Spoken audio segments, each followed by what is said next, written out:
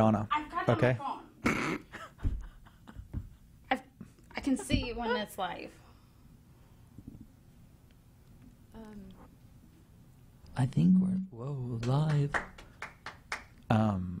Is somebody going to tell me when we're live on the internet, or is I will. It's not. we're on there? They got us on there.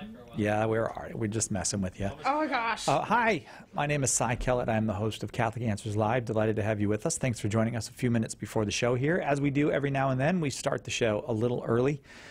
Today's guests on the show will be Steve Ray, first hour, who's going to be calling in, actually.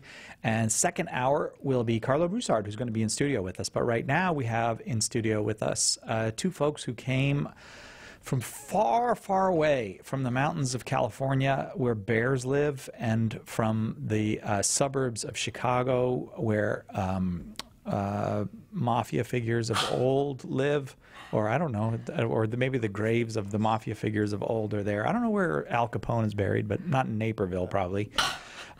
Margot and Donna, thank you so much for being here with us. Hi, Cy. It's so great to be here. And how are things in Chicago before you left? Did you leave the city in good shape? I think so. Things are a little crazy with the mob and everything, but I made just some secret promises to people that I cannot talk about. But other than that, things are good. I was in Chicago recently. In May, I was in Chicago to visit one of my daughters, and they have a lot of things in Chicago that harken back to the 1920s. Like, they seem very proud of that era of prohibition and gangsters and all that kind of thing.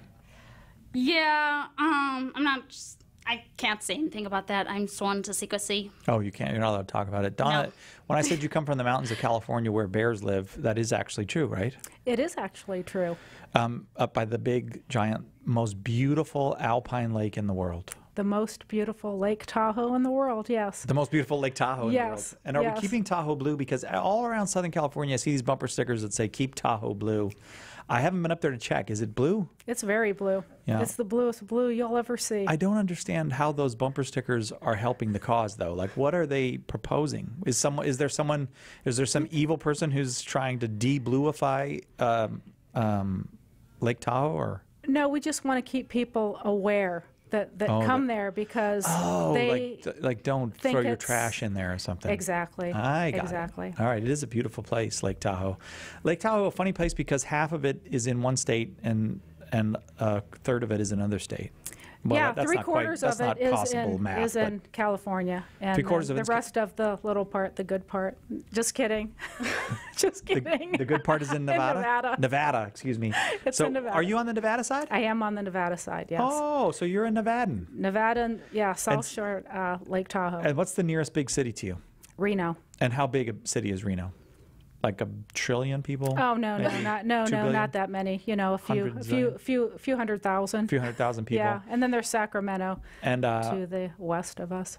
right, yeah, beautiful Sacramento. That's what, and you have to cross through the most fertile farmland in the world to get from your house to Sacramento. You do. The valley, right? You do, yeah.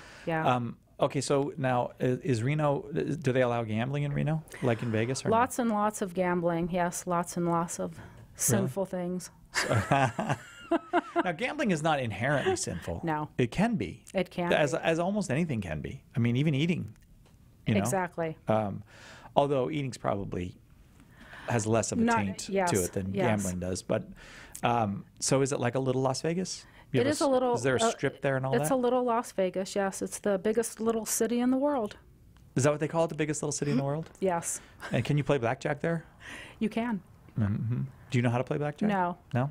No, you- I'm not. No, I'm not a gambler. Just double I down. Just double down. Yeah, I just. I just throw some words out You there. I know I live there and I don't Pair gamble. of eights. You don't do the slot machines. I do not. No, I don't even think about it. Live there and don't even think about it. Can I tell you something? I have occasion sometimes. Well, I mean, you might know this, Margot. I go to Las Vegas about once a year with my son That's right. to watch basketball. That's right. Yeah, you Watch left. basketball. And there is one slot machine that I play. It's a slot machine where it's about the ancient Greeks. It's got like Zeus on it and some other stuff, and I play that slot machine. And you won a million. Penny. And you won $1 million the last I did time. not. Boy, that So would now be you're a great. millionaire. But I was a huge winner last time I was there. I came out with more pennies than I put in. But A million penny air. Very good. I don't even know. What's a million penny air? What is that? Is that penny air. $10,000 million pennies? I think that is $10,000. Too That would have much been for all your right. pockets. I'd like to be a million penny air. And so what's the gambling situation like in Naperville, Illinois? It doesn't really exist much. I mean, I think there's a few casinos around, but again, like Donna, I don't really think about it much. So, Oh, you got casinos there too, huh?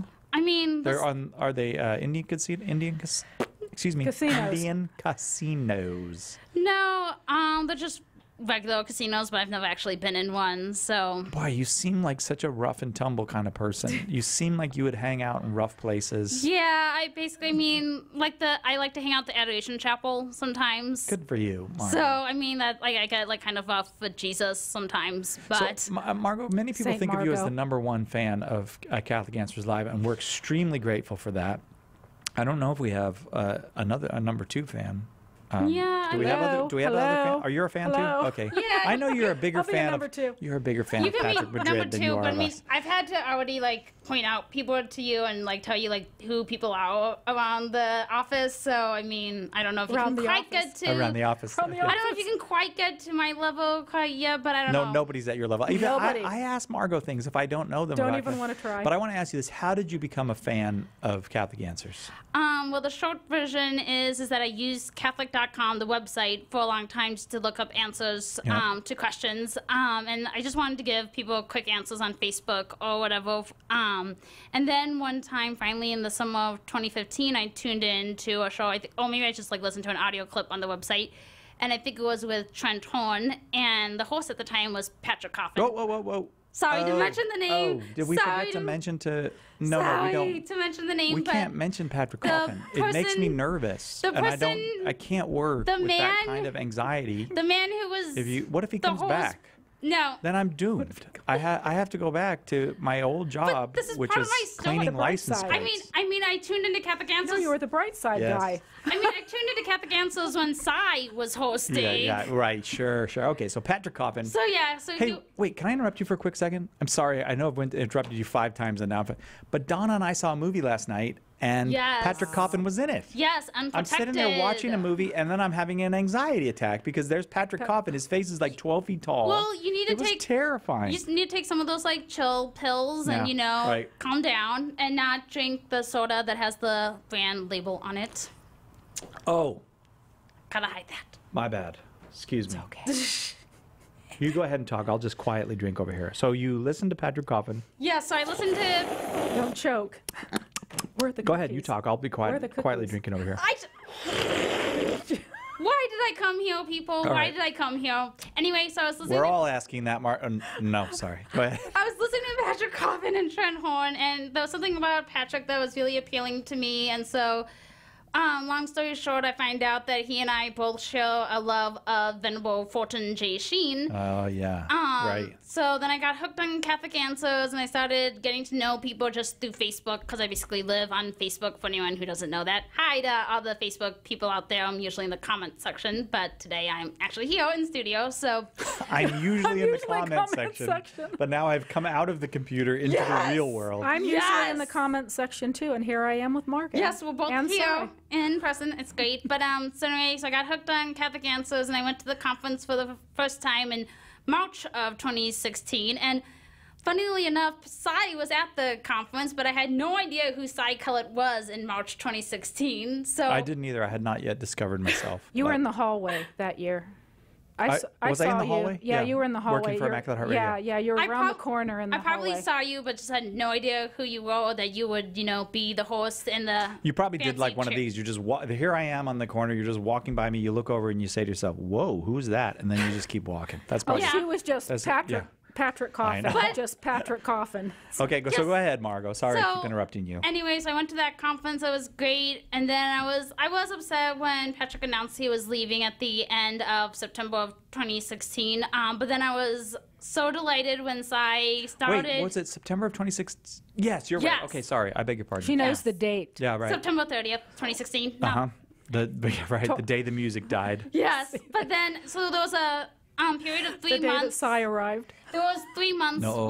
there was 3 months of no host, and it was kind of sad for me that there was no permanent host of Catholic Answers Live for 3 months. But then in January of 2017, they announced the new host was Cy Kellett, and I was so impressed with him because one of the things I loved about Patrick was that he had really good banter and he had a really good rapport with the other guests and with the other apologists, and I wasn't sure if the new host would be able to have that same connection, but Cy came in and he just blew me away, and now I can't imagine Catholic Answers Live without him. Well, I have to say, in those first days when I was doing the show, first of all, it was a blessing that I did not follow Patrick Coffin, that there was 3 months with no host, because I can be better than no host. I can't be better than Patrick Coffin. You know what I mean? Like, No. I think I can probably do better than that. Oh, that's right. It was Chris but- Jack, wasn't it? Yeah, well, I don't know. Different It was people, different different days. people, huh? Yeah. But That's right. Jerry Usher. It was actually Jerry Usher who came back and was very generous with his time and that's right, Jerry. Right. did a lot of the shows. Who does Take Two with Jerry and Yes, Debbie now? and then he does the lead-in now. Like after the second commercial break, sometimes you'll hear Jerry and Debbie saying, "Now back to Cy Kellett on Catholic Answers Live." Yeah, the first time I was ever on a microphone, maybe not the first time, but one of the first times was with Jerry Usher. I learned so much. That man is a wonderful man. But here's the deal, Margot. You would make comments over in where you make comments in Yes. those first days when I was here. And it was very helpful to me. It was a great, like, you were very positive, and I was like, okay, all right, good, that's good. I have a fan. I have a fan. No, I didn't feel like I had a fan at that No. point, but I felt like she was saying nice things, which almost within months she stopped saying anything nice about me. That is not true. She's probably fired me 10,000 times. Yes, At least. that's a joke. That's an inside joke. Just whenever Cy messes up with the buttons, we call him Button boy. hashtag button boy whenever he messes up with the calls and stuff. But it's just a joke. It's all in good fun. Is it? Yes, it is. Is it in good fun? Because what if it's hurting somebody? Is that in good fun? I do not mean it to What if hurt somebody's you. crying inside? Crying on the inside. I'm really sorry. Okay, where was Father Are Hugh? you crying on the inside when I call you? Is Father Hugh Blue around? Because blouse? I need to go to Button boy? confession. Okay. Yes, you do need to go to confession. I for all need the to things you find said Father about me. Hugh. Oh, hey, I think the show's almost gonna start. So. It is. Do we have Steve Ray with us yet? Thank you, Margot. Nope. Hang on a second, because I have to say goodbye to Donna and Margot. Donna and Margot, Steve Ray is our first guest today. Are you familiar with Steve Ray's work? I think I've heard of him. He goes to the Holy Land, I think, once or twice a year. Once, twice a month. I think. He's right, and he's written wonderful books, and he's so we're going to do open forum for non-Catholics, so neither of you can call in in that hour. But will you be behind the glass enjoying the show? Or? Of course, and the distracting you, making sure you mess up. Nope.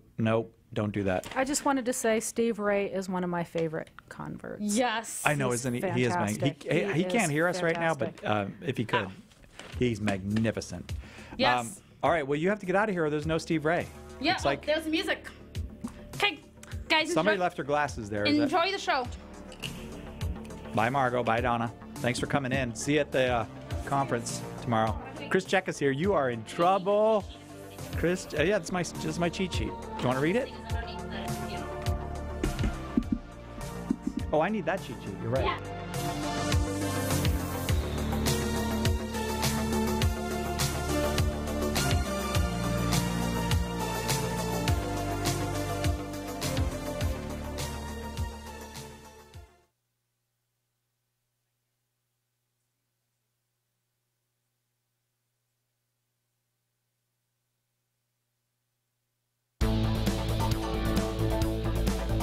Welcome to Catholic Answers Live, the program where you participate with your questions about apologetics and evangelization, including the most important theological, spiritual, moral, and social issues facing the world today. Call now with your question for today's guest. Toll free 1-888-31-TRUTH. That's 888-318-7884. Now, from San Diego, Catholic Answers Live. Starting right now, this minute, it's nothing but super high quality radio for the rest of the week with us here at Catholic Answers. Nothing but great radio from this moment on. Friday, we'll be broadcasting from the Great Big Giant Catholic Answers Faith and Science Conference. Nearly 1,000 people expected at the conference. It's going to be fantastic. Thursday, we'll be broadcasting from basically right next to the registration tables at the conference. So if you're registering and you'd like to ask a question, we'll have Tim and Jimmy there to answer your questions. Today, second hour, Carlo Broussard's going to be here. You really can't beat that. Well, you can try, though. You got Steve Ray this hour. Our good friend Steve Ray is here. Steve Ray, as you know, is a convert to the Catholic Church, the author of multiple best-selling books, including Crossing the Tiber, Upon This Rock, and The Faith for Beginners, Understanding the Creeds. Writer, producer of lots of DVDs, including the 10-part DVD series, The Footprints of God, The Story of Salvation from Abraham to Augustine. And as you know, Steve and his wife, Janet, are intrepid travelers somewhere all the time, bringing the truths of the faith alive for people in places like the Holy Land, in Rome, and even in Germany. I've noticed in Ireland, wherever the Christian faith has gone and we can make pilgrimages, they've been there. Steve Ray, thanks for being with us this hour. Thank you, Si. Glad to be here. You know, I just say a fun thing. When we're on the buses, almost every trip we do now, we have Catholic Answers live on the bus, and I get up in the front with a microphone, and I let people ask me questions. But the way we started is I get my iPhone out, and I log onto your podcast, and I play the introduction music that plays over the microphone on the bus, and everybody laughs, and we have a great hour of answering questions on the bus, just like we're going to do right now. That is awesome. I am so glad to hear that. So some folks who have heard Catholic Answers go on your tours and on your pilgrimages. All of them have heard of Catholic Answers. I said, how many of you listen to Catholic Answers Live? Everybody did. The people that come with me are the kind of people that listen to this show, and they'll raise their hand, and we have a great time, and you never know what they're going to ask there either. So it's really a lot of fun on the bus.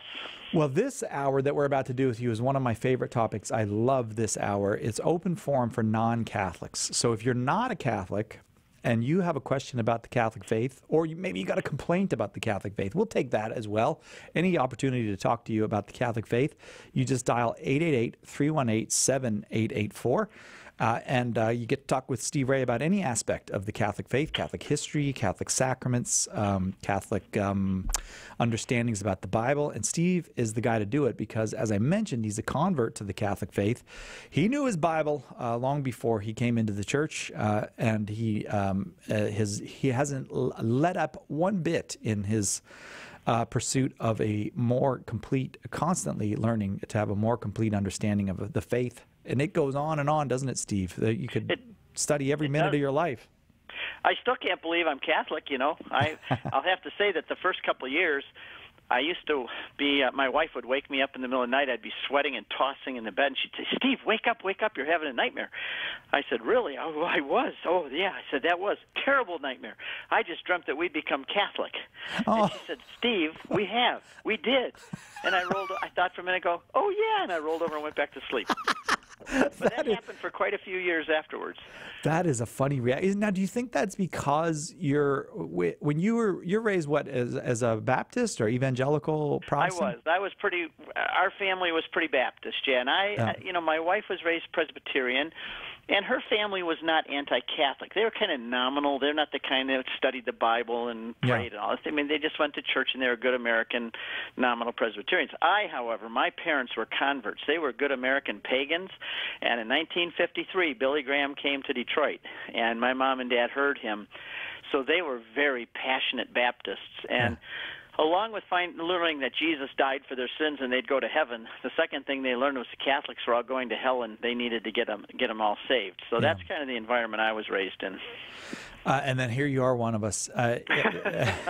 But so many things have shifted in the last 50 years or so. I imagine that I know that there are many ecclesial communities that remain deeply anti-Catholic, and I know that there are many Catholic communities that are kind of deeply anti-Protestant to a degree that's unhealthy, but it's much less than it was before, don't you think? And I have to say that even though I was anti-Catholic in my mindset before, I didn't swing my guns back around on the Protestants now, because I have nothing but great love and respect for the way my parents raised me. They gave me a great example of holiness. My mom and dad were married 73 years, and to the last day of my dad's life, all he wanted to talk about was the Lord and how he couldn't wait to get to heaven and be with the Lord who shed his blood to die for him. They taught me of the Bible. My mom and dad spent the first hour of every day reading and praying together, get a good example for me to be holy. And they gave me the great school of marriage so that when I married my wife, I didn't come from a situation that was dysfunctional, but I have to say that my parents lived the Christian marriage. Right. And so I am ever grateful to them, and I am not anti-Protestant, though I do argue with my past theology. Yeah, fair enough. I'd love to hear that. Yeah, there's so much to be grateful for in the preaching of Billy Graham and in the learning the Bible. You know, just learning the Bible is such a great gift. Billy Graham had a huge impact on my life because when I was 17 years old, that's back in the late 60s. Now I'm dating myself. I'm 63 years old. So as I was in the last year of tour high school in the late 60s, early 70s, and I remember Billy Graham was on the radio one night, and he said, God has a plan for your life. And then George Beverly Shea came on at the end, and he sang, just as I am without one plea, but that your blood was shed for me.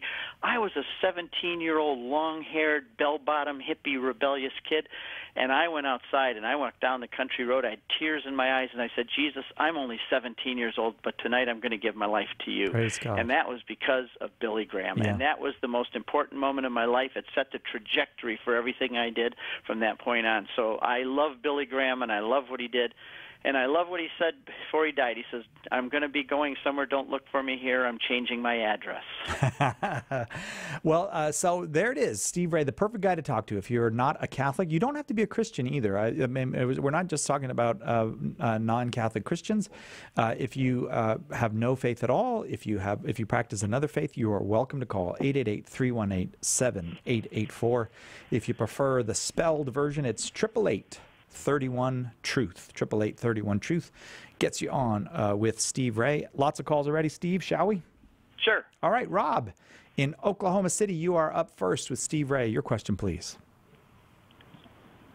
Hi, this is Rob. So I have a question about enculturation and contextualization in a foreign context. I am not a Roman Catholic. I come from the Anglican tradition, but I have a deep respect and love for the apostolic tradition. And so it's important for me to make sure that the apostolic tradition continues even in the midst of many narratives that are happening overseas and many different traditions, faith traditions overseas. And so my question is, how do you properly contextualize the gospel in the midst of soil that's already been tilled by faith traditions that don't have any influence from the apostolic tradition or mainly, evangelicals? I think I get it, yeah. That's a great passion of mine, Rob, and I think it's a smart question. And by the way, when I talk to different traditions, the Anglicans, we have a lot more in common than a lot of them do, I mean, I certainly have a lot more in common with you as an Anglican than I did as my past as a Baptist. But I think what you're saying, I think it's very important because the apostolic tradition can bring sanity back to the contemporary age, because what happens today is everybody's kind of reinventing Christianity in their own image, in a sense. They're coming up with their own forms of worship and their own ideas, the health and wealth gospel here and all of this. I could name a million of them. But going back to the apostolic tradition, what you're saying is very right. You go back to the historical context, because Paul was not writing his letter to me. He was not writing it to me, an American, and to the year 2000 who speaks English and lives in a democracy. He was writing to the contemporary people in the first century who lived under an empire, who spoke a different language, had a totally different historical and linguistic context. So I think what you're saying is, how can we go back and still revive what Paul was speaking and how the very first Christians understood it? How did the first century Christians read and understand Paul? How was that put into practice in the first and second century? Then you come to today. How do you apply that to today? I think, did I get that kind of right? Yeah. Okay, so I think that what rang true with me, what brought me to the ancient church, to the church of sacraments, to the church of hierarchy type of a thing, is when you go back and you read those early writings, those guys were so close to the apostles that some of them even say that I still had the words of the apostles ringing in my ears. And when you go back and read their writings, you understand. I think there's another saying that the water is always cooler and cleaner the closer it is to the well or to the spring. As soon you go back as close as you can to the spring, you're getting more to the pristine, maybe pure idea of what Jesus and the apostles were doing. And I think that when people hear that today, people who are in the confusion of many of the traditions today in these little storefront churches and the Pentecostal stuff and all the health and wealth gospels, when they go back and they read those, they ring true. They ring true. And so I commend you for wanting to understand the context and going back and trying to reevaluate and to apply the apostolic tradition to today. I think a lot of people are trying to find the roots of historical Christianity because it's kind of confusing today. When you go down the street and there's 50 different kind of churches, people want to go back to the beginning and kind of go back and see what the actual source was. And so I commend you for that. Okay, Rob, how's that? Thank you. Thank you very much. Well, we appreciate your call, Rob. We have to take a quick break. We'll be right back with more with Steve Ray on Catholic Answers Live right after this. We're glad you're with us. Stick around for more Catholic Answers Live. A while back, I had a nice little chat with some Jehovah's Witness ladies, and they tried to justify their claim to be Christian by saying the early Christians didn't believe Jesus was God. Is this true? Well, of course not. Let me share a few examples. Take John 1:1, where John describes Jesus as the Word and writes the Word was God. Now, in order to get around this, the JWs translate the phrase as the Word was a God. But this is based on a misunderstanding of Greek grammar. Consider also Colossians 2:9, where St. Paul writes, "For in him," that is Jesus, "the whole fullness of deity dwells bodily." In 1 Corinthians 8:6, Paul describes Jesus as the one through whom we exist. Isn't God the one ultimately responsible for the existence of things? So, contrary to what the JWs think, to be Christian, you must believe Jesus is God. I'm Carlo Broussard with a ready reason for Catholic Answers, Catholic.com. Encounter with Dan Demete and Patrick Rice is our new radio show for young adults. The Holy Spirit is about a new and exciting work in the young church of today. On Encounter, we bring young adults the life-changing testimonies of ordinary people that launch them into lives of extraordinary mission. Their testimonies bring faith and power into the lives of everyone who listens. Encounter with Dan Demete and Patrick Rice. The Spiritual Awakening continues Saturday night, 8 Eastern on EWTN Radio.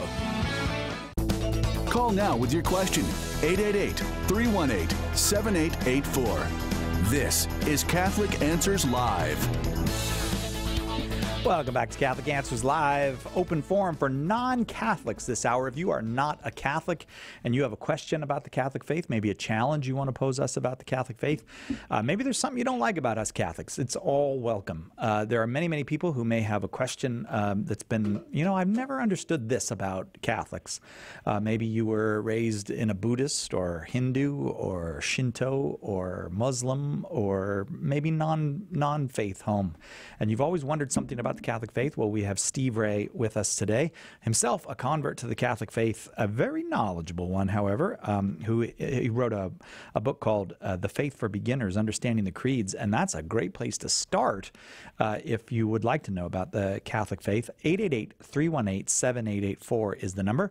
888-318-7884. Steve, once again, thanks for being with us for this hour. You're very welcome. And my books and things are for sale at Catholic Answers store, so I would encourage people to get them there. I have a new book coming out in about 2 months with Ignatius Press called The Papacy, What the Pope Does and Why It Matters. And boy, in the current situation, that's going to be an interesting book. Boy, kind of hit the nail on the head with that one, didn't you? I know. Time that right. I'd like to go back and reword some things, But anyway, I think it'll be a good book for people just to get an understanding of what the Pope should be doing and what the job really is. Yeah. And we can keep praying about that. Well, shop.catholic.com is the site. Thanks for saying it. And you know what? I'm glad you mentioned it because I have been right up to the last hours of September. People can get bulk books there. We got a whole bunch of our books on sale. And the reason I'd say that is one of the nice things about your bookstore is that nobody has to worry about whether it's orthodox or a good book or not. You guys only sell the best of the best, and so you don't have to go much further than that. Just you've got what people need right there in your store. Well, that's in fact why I have no books in the catalog there. But we'll try to remedy that sometime. Lots of calls, as a matter of fact. The lines are lighting up, Steve, so I want to keep moving. Mark in Peoria, Illinois is next up. Mark, your question for Steve Ray. Yes. The question is on Revelations 20, where it talks about 1,000 years. My wife and I just became Catholic at Easter time, and we're having a lovely time with it, and we are talking to our family. And this question came up with my stepfather last night, and I didn't have a good answer for him other than 1,000 years means a very long time. Can you help me with a good answer on that? Are they coming from a Protestant background, like believing in the rapture? Yes, they're believing that Jesus will come down and reign for 1,000 years, because that's, if you read it literally, that's what it says. Right, and they come probably from. Do they believe in the rapture? Do you know what that is? I think that they probably do. Are they Catholic or Protestant? He is Protestant, my stepfather. My mom has just returned to the Catholic faith as well. Okay. So we're loving EWTN. So thank you for all. Okay, very good. Well, let me just say that I'm not an expert on the end times, and I know that this passage has been very confusing and interpreted a million different ways by many. And as you do a little study of even of church history among Catholics, there's been different perspectives. The early church actually thought that Jesus was going to come down and reign for 1,000 years, or that it's being done right now, in a sense that he's reigning in the world right now through his church. And the Protestants have a very different perspective, that Jesus is actually going to come, and they call it millennial, mid-trib, post-trib, millennial, 1,000 years, that Jesus is going to come back and actually rule on the earth for 1,000 years before everything goes up to heaven, or it's going to be, and then the rapture could come in the middle of that. And the rapture, by the way, is a statement that Jesus is going to come the third time. In other words, he came first as the Redeemer, died on the cross, and he's going to come again at the end of time as the judge. But somewhere in the middle, he's going to sneak back, and he's not going to come all the way down, and all those who are believers in him are going to be taken up, are going to be raptured up into heaven. And that idea was never taught anywhere in Christianity till the 1850s, with some prophetesses in Scotland who had this revelation. But so it's a very unbiblical idea. But they have a very even they're confused about what the 1,000 years is. But the church I don't think has ever defined specifically what that means, but what it does. But many of the good theologians have differed on what it means, and so I don't know that anybody can come right out and say it definitively means this and this, although I like the idea that it means that Jesus is reigning now in his church. He's kind of using the church to bring people in, and his kingdom is here. But I guess I'll end with that, because there are so many other ideas about it, but we could talk about that all night, and it probably wouldn't be beneficial to go through all of them. Okay, Mark? I hope I didn't just confuse you more. No, I was trying to read a little bit last night, and I saw some context that talked about it being essentially a very long time, and maybe it's akin to what we would say today, 1,000,000 years. Well, we don't need 1,000,000 years. We They didn't know the words like billion and gazillion. They didn't have those words. But I agree with you. Like sometimes when it said there'll be 144,000, that number's used quite a bit. That's 12 times 12. It's like the biggest number they knew. Myriads and myriads of angels. It's so instead of, we'd say billions and billions or millions, and I agree with you. It can be a symbolic way of saying a very long period of time. Although some people are very literalist about the Bible, and they want to say no, it's 1,000 years, not less a day or more a day. But I would get the Catechism. I don't have a paragraph quote for you, but the Catechism has some very good section. It's called eschatology. It means the end times. And I would read the Catholic Catechism. It's very easy to read, and it's not a long section. But look in there for the end times or eschatology, and it would give you a very good summary. Mark, thank you very, very much for that call. I hope that was helpful. Let's go to Robert in Waco, Texas. You are up, Robert. Your question for Steve Ray. Yes, hello. So I'm not a Catholic, but my understanding of baptism goes hand in hand with what the Catholic Church teaches, that it is, in fact, the remission of sins. My question is this. I've always been taught that baptism historically was always in the early church performed by way of immersion. So my question is, how did it evolve from immersion to sprinkling or pouring, as in the case of infant baptism? And would immersion still be considered valid by the Catholic Church, or would it have to be performed by way of pouring water or sprinkling water on the head? Very good question, Robert. And I love questions like this, and I love guys that are honest about it, and you've got a good mind, and I'm glad you're looking into this. One of the first things is realize that it's not something that in the Catholic Church it evolved into this idea, because I'm just going to read a quick quote from you. This is in my book, Crossing the Tiber. I have a whole section on baptism in there if you want to see what the early church taught. But there was a document called the Didache, the Teaching of the 12, and it was as early as 60 A.D. So some think it was written even before some of Paul's epistles or the Gospel of John. And it says this was the typical teaching of the early Christians, and it says, baptize as follows. After first explaining, baptize in the name of the Father, Son, and the Holy Spirit in running water. But if there's no running water, baptize in other water. And if it cannot be cold, then make it warm. But if you have neither, pour water over the head 3 times in the name of the Father and Son.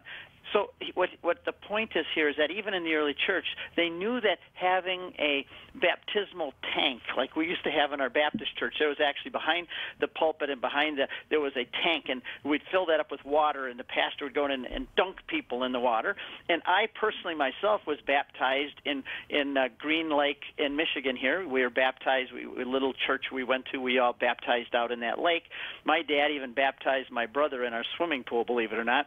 But the point is that there's not always water available like that. For example, remember I think it's in Acts chapter 8 or 9, when Philip went out to meet the eunuch who had come from Ethiopia area, and he said, why can't I be baptized now? And it says that Philip baptized him, but he's in the desert, so there's not a lot of place to just baptize you right now.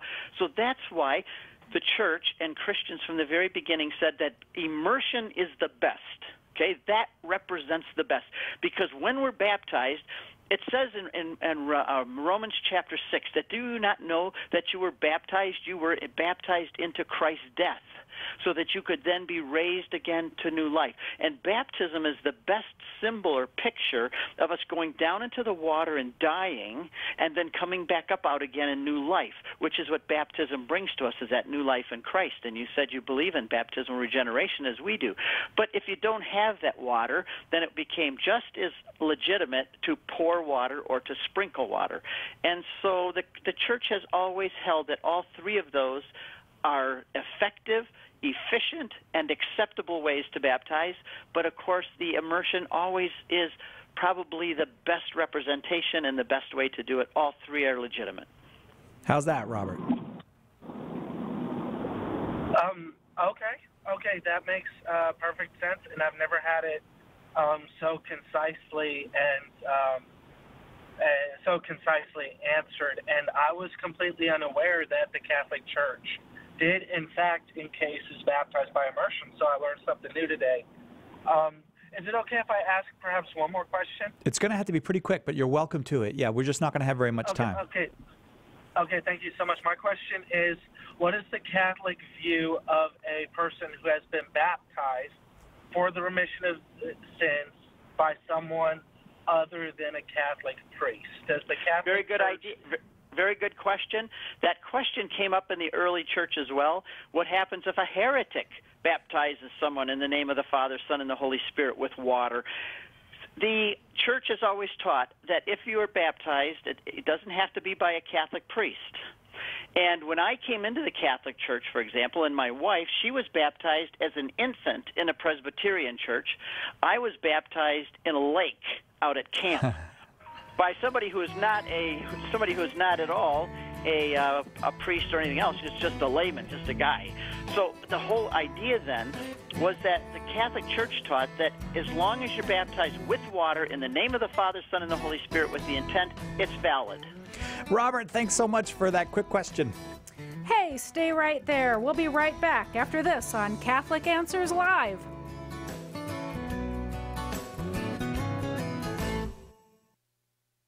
Just like the saints of the Counter-Reformation, our own souls are in constant need of reform, of reconversion to God and His will for us. We struggle with sin. We become distracted in prayer. We find it hard to be loving and easy to be selfish. In Reform Yourself, Sean McAfee shows you how these magnificent saints can be guides to your own personal transformation. We all need to reform our souls. Let the saints who reformed the church show you how.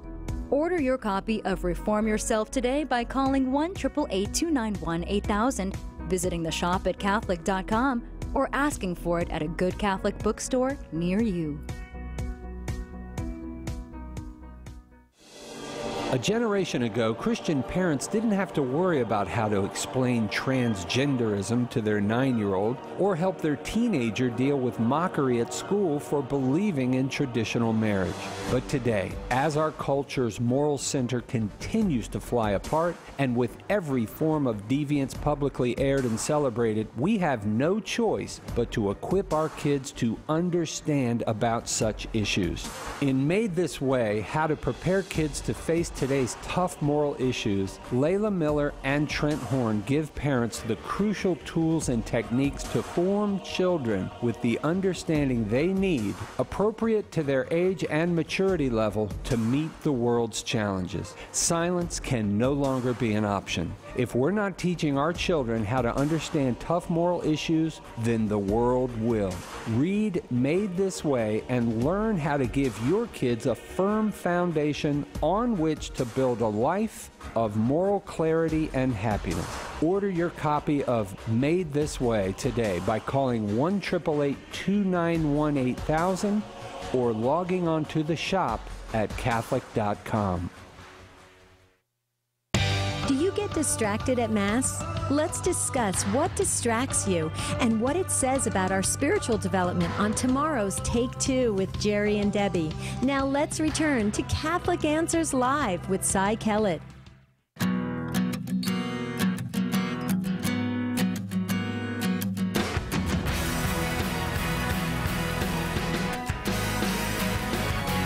Welcome back to Catholic Answers Live. Next hour, Carlo Broussard will be here.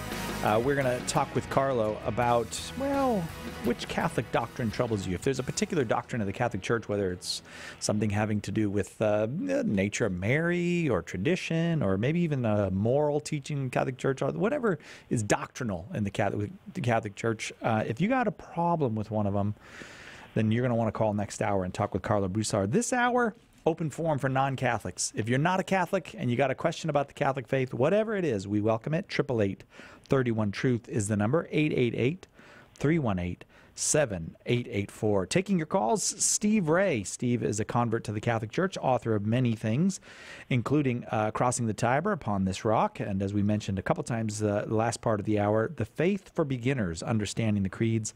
You can find all kinds of things about Steve Ray by just typing in Steve Ray online, and one of the things you'll find out is that he leads pilgrimages all over the world, especially to the Middle East and to the Holy Land, to Rome. And if you want to do just a wonderful pilgrimage with very knowledgeable people, Steve Ray is the guy to go with. Steve, thanks for continuing with us for a second half hour here. You ready to take some calls? I am. Let's do it. All right. Rory in Toronto, listening on the Catholic Answers app. Rory, thanks for downloading the app onto your phone. Your question for Steve. My question is regarding Hebrews chapter 10, verse 29. There's a particular Calvinist apologist named James R. White, who I think Steve might be familiar with. Anyway, he provides a really bizarre interpretation of this verse, and I just want to see if there's any legitimacy to it. Anyway, the verse says, how much worse punishment do you think the person will be considered worthy of who treats with disdain the Son of God, and who considers ordinary the blood of the covenant by which he was made holy, and who insults the Spirit of grace? Now, to me... Yeah. Did we lose you? Rory, we still have the line open, but somehow Rory... Well, I think I know what he's saying. I'll jump in and start, and then if he comes back, he can tell me if I got it right. That's why I like you, Steve Ray. All right. Okay, so I got that verse here, and if you read that in its simple meaning or the way that it's the clearest reading, it talks about someone who has trampled underfoot the Son of God. This is somebody who walks away and denies Christ after having all of these wonderful things take place. He has trampled underfoot the Son of God and has regarded as unclean the blood of the covenant by which he was sanctified. Now, I think what he's going to say is that somebody said that Jesus was sanctified, but I think that probably in a pretty clear reading there, is that the person had been sanctified, and now he's insulted the Spirit of grace, it says. So I think that the answer is that Jesus wasn't sanctified in the sense that he was unholy and sinful and had to be sanctified by blood, but rather it was his blood that sanctified the sinner, and now the sinner, having had been sanctified, abandons Christ. He's going to be in trouble. I think that's the point that he was going to make. And he was asking, who was sanctified, Jesus or the sinner? And I think the clear reading of that passage would be that it was the sinner. Rory, are you there with us? Yes, can you hear me? Yes, were you able to hear that answer? I just caught the tail end of it, but anyway, I found it a bit strange that that would be Rory, sort let of me the see if I interpretation got you right. provided there. Somebody has said that the one who was made holy was Jesus or sanctified was Jesus. Is that correct? Instead of the sinner? Yes. Yeah, and he repeated it again at a debate with Trent last year. Trent Horn. It seems a bit strange to me, and I'm just wondering if there's any legitimacy. Is there any exegetic kind of, I don't know, something that he's able to do with the Greek to come up with that interpretation? I don't think so. I think it's the clear reading, and I'm reading it here in a couple different translations. Deserved by one who has trampled underfoot the Son of God and profaned the blood of the covenant by which he was sanctified. So is it saying who Jesus is sanctified or who the sinner was sanctified by the blood? And Jesus is not sanctified by blood. He's already sanctified. He enables blood to sanctify us, just like the Jordan River water. When Jesus stepped into the Jordan River, the water did not sanctify Jesus. Jesus is already holy. He's already without sin and sanctified. But when Jesus stepped into the water, he sanctified water so that it can now have a cleansing effect on us through baptism.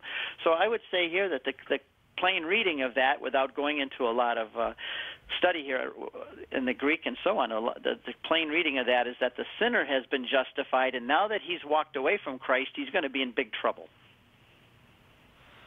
Okay, great. Thank you. All right. You're welcome. Thank you, Rory. That does seem like a little bit of torturing the text there to get Christ. Well, sometimes you have a theology that you have to twist Scripture sometimes to get your theology to fit. I remember when I became a Catholic, there were a lot of verses that didn't make sense in the Bible, and I had a pair of Baptist glasses on. I say that was my Baptist tradition I was born with, these glasses, and I saw everything through the lens of my Baptist tradition. So when I read the Bible, I'd have to say, well, is my tradition going to be shaped to fit the Bible, or am I going to have to twist the Bible to fit my tradition? And usually that's the way it worked. Rory, thank you so much for the call. We do have a whole bunch of calls for Steve, so I'm going to try to keep moving through them. Rory, let's do it. Excuse me. Yeah. Next is Rory. Yeah, no? Okay. Kenny in Oklahoma, listening on Oklahoma Catholic Radio. You are up next, Kenny. Your question for Steve. All right. What I got is I'm entering the Catholic Church in the next, couple months or so. Praise God. Congratulations. Welcome. I noticed that the Catholic Church puts me through rite of Christian initiation and then, kind of holds me out until I agree that I'm in communion with these people, and yes, I believe what you believe. So what I'm wondering is, could you expand on like a life church, which is a evangelical, non-denominational church? Yep. What do you join these churches, or do they have a communion, or Do they? Yep. You know. Okay, good. I'll jump right in. It's a good question, Kenny. And by the way, welcome to the Catholic Church. We need good guys like you, and you're in for a wonderful surprise of how deep and beautiful the Catholic Church is, and the teaching and the devotions and the prayers. I mean, you're just scratching the surface. I'm 24 years a Catholic, and I'm still discovering how wonderful this is. But these churches, they're all different. There are who knows how many thousands of different denominations out there. And I remember that I was a member of several Baptist churches, Presbyterian churches, Reformed churches, and I could go on with the whole list. And my mom and dad and Janet, my wife, we have been members of all. Every one of them had their own kind of way of doing it. Some of them wanted you to read a book first and then sit and talk with a pastor, and then he'd let you join. Some you just come in and sign a paper, you know. So everyone is different. The Catholic Church, though, has understood that it's important, like St. Paul says, salvation is coming to a knowledge of the truth. It's not just believing one verse or signing a paper. It's coming to a knowledge of the truth. And the Catholic Church wants to ensure that you, when you become Catholic, that you really understand what you're getting yourself into. So they want you to go to RCIA. I remember, Kenny, when I was a Baptist and I came to the Catholic Church the first time and I said, I want to join this church today. And the pastor laughed at me. He says, I said, I became a Catholic yesterday. That's because I read and learned and I wanted to do it. I said to my wife, I'm Catholic, so I went to the church and said, I want to join this week. And he laughed and said, that's not the way we do it around here. You have to go take these classes, and if you pass, then you can come in 2 years from now on Easter. But the church wants to make sure that you're not jumping in and then going to regret it. They want you to learn what it means. What you know, if you're going to get into a family, you're going to join a company or family, you kind of want to do your homework first and know what you're getting involved in. Now, to communion, the Catholic Church teaches that the bread and wine becomes the body and blood of Christ, and it does that at the hands of the priests. It's called, it becomes the real presence of Jesus, the body and the blood. It's no longer bread and wine, though it smells like it and tastes like it, but it actually, as to the substance, becomes the body and blood of Christ. It's something we believe by faith. And get my talk called Defending the Eucharist, where I go into over an hour explaining that. But that doesn't take place in the other churches because they gave away the priesthood, and it's the priest who does that. So when you come to that Life Church that you're talking about, they may have crackers and grape juice. There's different ways of doing it too. Protestant churches have all kinds of different ways of having quote-unquote communion. But the Catholic Church, if you go back, we believe the same thing that the very first Christians did, that it becomes the body and blood of Christ, and it's done at the hands of a priest. And if there's not a priest, it doesn't happen. So you're coming into the most marvelous thing, the Catholic Church, and go to those classes. Don't say, oh, doggone it, I have to go to those RCIA classes. I would say, oh, boy, I get to go learn all that much more, so when I become Catholic, I'm ready. How's that, Kenny? That's wonderful, and I highly appreciated it. And I've read a couple of good books, and I got Catholic Answers 20 Questions on the Eucharist, and that has absolutely helped me out, so I appreciate it. Kenny, I'll even send you, if you send me your address, I'll send you a copy of my book, Crossing the Tiber. It's my conversion story. The last third of the book, the last 50 pages or 60, are all just about the Eucharist from the Bible and the first 5 centuries of Christianity. So if you give them your address, I'll mail that to you tomorrow. Kenny, hang on, because we're going to need you to stay on the line for a minute, because Marie, who is going to take your address, is actually sitting here in the studio next to me, because we're going to talk about Radio Club for a minute. But Marie, could we send him a couple books too, maybe like Why We're Catholic and Carla's book, Prepare the Way? Yeah, I'd love to. So let's just build up Kenny's library as he comes into the church. Yeah, just hang out for a minute, Kenny, and I'll get to you. And if you think RCIA is hard, Kenny, wait till you'd have to go through the credit check before we take you. And that's not really true. Sorry, Kenny. I'm only joking. We don't do a credit check. Marie, why are you here? We got Radio Club news. We have Radio Club news. So it's our conference week, and, you know, we had a great letter go out this week, and a surprise for Radio Club members. Did the surprise go out? It did. And it seems like quite a few people took advantage of the surprise, which is exciting because I came up with the surprise. But anyway, it was a discount off of Trent Horn's new book, Made This Way. And So can we give another surprise or no? We're going to have another surprise, but not yet. But the thing is, if you're in Radio Club, you always get the stuff that the new people get. So get into Radio Club, and then you get the free, sometimes it's an MP3, sometimes there's a little video, sometimes it's a letter from us that's occasionally fun. We try to make it fun. Yeah, so we have a free MP3 by Jimmy Akin if you sign up. And you just have to text Radio Club to 44222. You can also go to CatholicAnswersLive.com and sign up. And like Cy said, all of our Radio Club members get all of the exclusives first, and then new signups get their treats after. I would really encourage you to sign up right now because I'm writing the letter next week. That does not seem like a selling point. It's gonna be really good. That means I'm not ready. Okay, all right, fair enough, Marie. So you just text Radio Club, all one word, to 44222. Yep, or go to CatholicAnswersLive.com and you can just enter your email into the little bar there. So, yeah. Marie, your work is not done. Now you have to go send some books to Kenny. Thanks for coming in. Thank you. We'll be right back with more after this on Catholic Answers Live. There's only one Catholic Answers Live.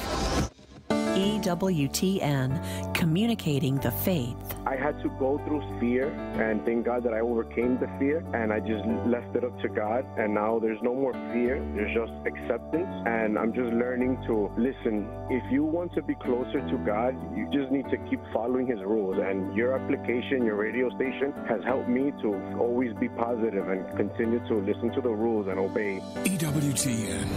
Live truth. Live Catholic. You've heard that St. Paul Street Evangelization supports hundreds of teams of evangelists sharing the good news. But did you know that some of these teams are public prayer stations? Set up a sign on the sidewalk and offer prayer and encouragement to those you encounter. Everyone needs prayer. Try this new method of witnessing to Jesus. Contact St. Paul Street Evangelization to get started at streetevangelization.com. That's streetevangelization.com. Call now with your question, 888-318-7884. This is Catholic Answers Live. Welcome back to Catholic Answers Live, open forum for non-Catholics. Steve Ray, our guest, and we go now to Lee in Waterloo, Illinois, listening on 1460 AM. Lee, your question for Steve Ray. Can you hear me? We can. Perfect. Thank you for taking my call. Sure. So here's kind of where I'm at. I'm not a Catholic. I am, I guess, what you guys would consider a Protestant, even though we don't necessarily use that terminology. I mean, we're non-denominational. I appreciate so much of the Catholic Church. I appreciate some of the tradition. I think it's overdone. But I appreciate it. I appreciate the depth that you guys go into our probably faith, the moral our religion, stand our lifestyle. And probably also the things where we stand for moral issues where a lot of others don't. So, Lee, your question for Ray. Or for Steve Ray, sorry. So here's where I'm at. I'm looking through the New Testament and reading through. We see Jesus confronting everyone, his own disciples, the Pharisees, about the rules and the qualifications and how they're missing the bigger picture, how they're missing who Christ is and why we're here and why he made us. And it's when I look at the Catholic Church, I feel like we're going backwards. I feel back to more rules, more qualifications, more guidelines. I think I get where you're going. I bet within your tradition, where you go, you also have rules. I bet people have to dress modestly when they come to church. There's a lot of different rules. The pastor can't be sleeping with someone else's wife. So every group, whether they're Catholic or non-denominational, is going to have rules of conduct that are expected upon everyone. Some may have more than others. But the Catholic Church, when we look at it, we see Jesus does not start a religion without rules, but that he wants love to be the important factor. And what he was criticizing, if you look in the Gospels, the majority of the time he's criticizing the Pharisees. There were 6,000 of them at any one time, and they wouldn't talk to women. They wouldn't talk to the people of the land. They stayed to themselves. They're very arrogant. Their idea was good, that if you bring the people of Israel back to obeying God's law, and remember, Jesus didn't say, I'm getting rid of the law. He said, not one jot or tittle of this law will pass away. The law still remains. The moral law still remains binding upon us. And he criticized the Pharisees because they kept adding these things that nobody else could do. And it was not about love or not understanding God. It was about all these regulations and rules.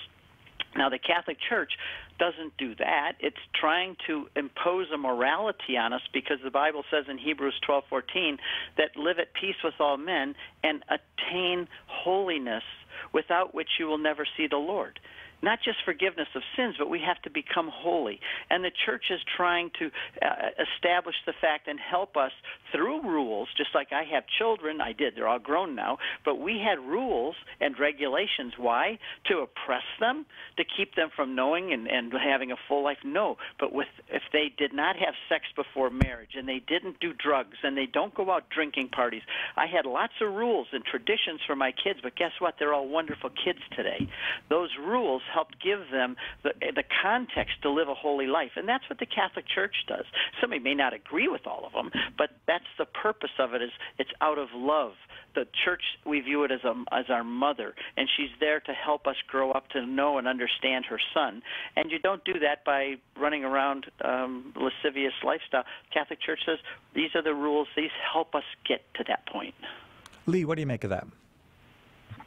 So I guess my point, and your example of the pastor sleeping around, that was a rule that God initiated. We find that in the Bible, but looking at the Catholic tradition, we don't find that in the Bible, and we see verses that you guys use to back up all of these traditions, but we don't see the Bible producing the traditions, and so Well, can I just jump in there? We do not believe that Christianity is a religion based on a book. That's more of a Martin Luther Protestant idea that started only 500 years ago. When Jesus went up into heaven, he did not leave a book. He didn't yell back before he went up in the cloud, "Oh, and by the way, guys, don't forget to read my book." He didn't leave a book. So it's for the whole idea that everything has to be found precisely in the Bible before it's accepted is a very modern idea. Jesus left a church. It was a government, actually. I will build my church.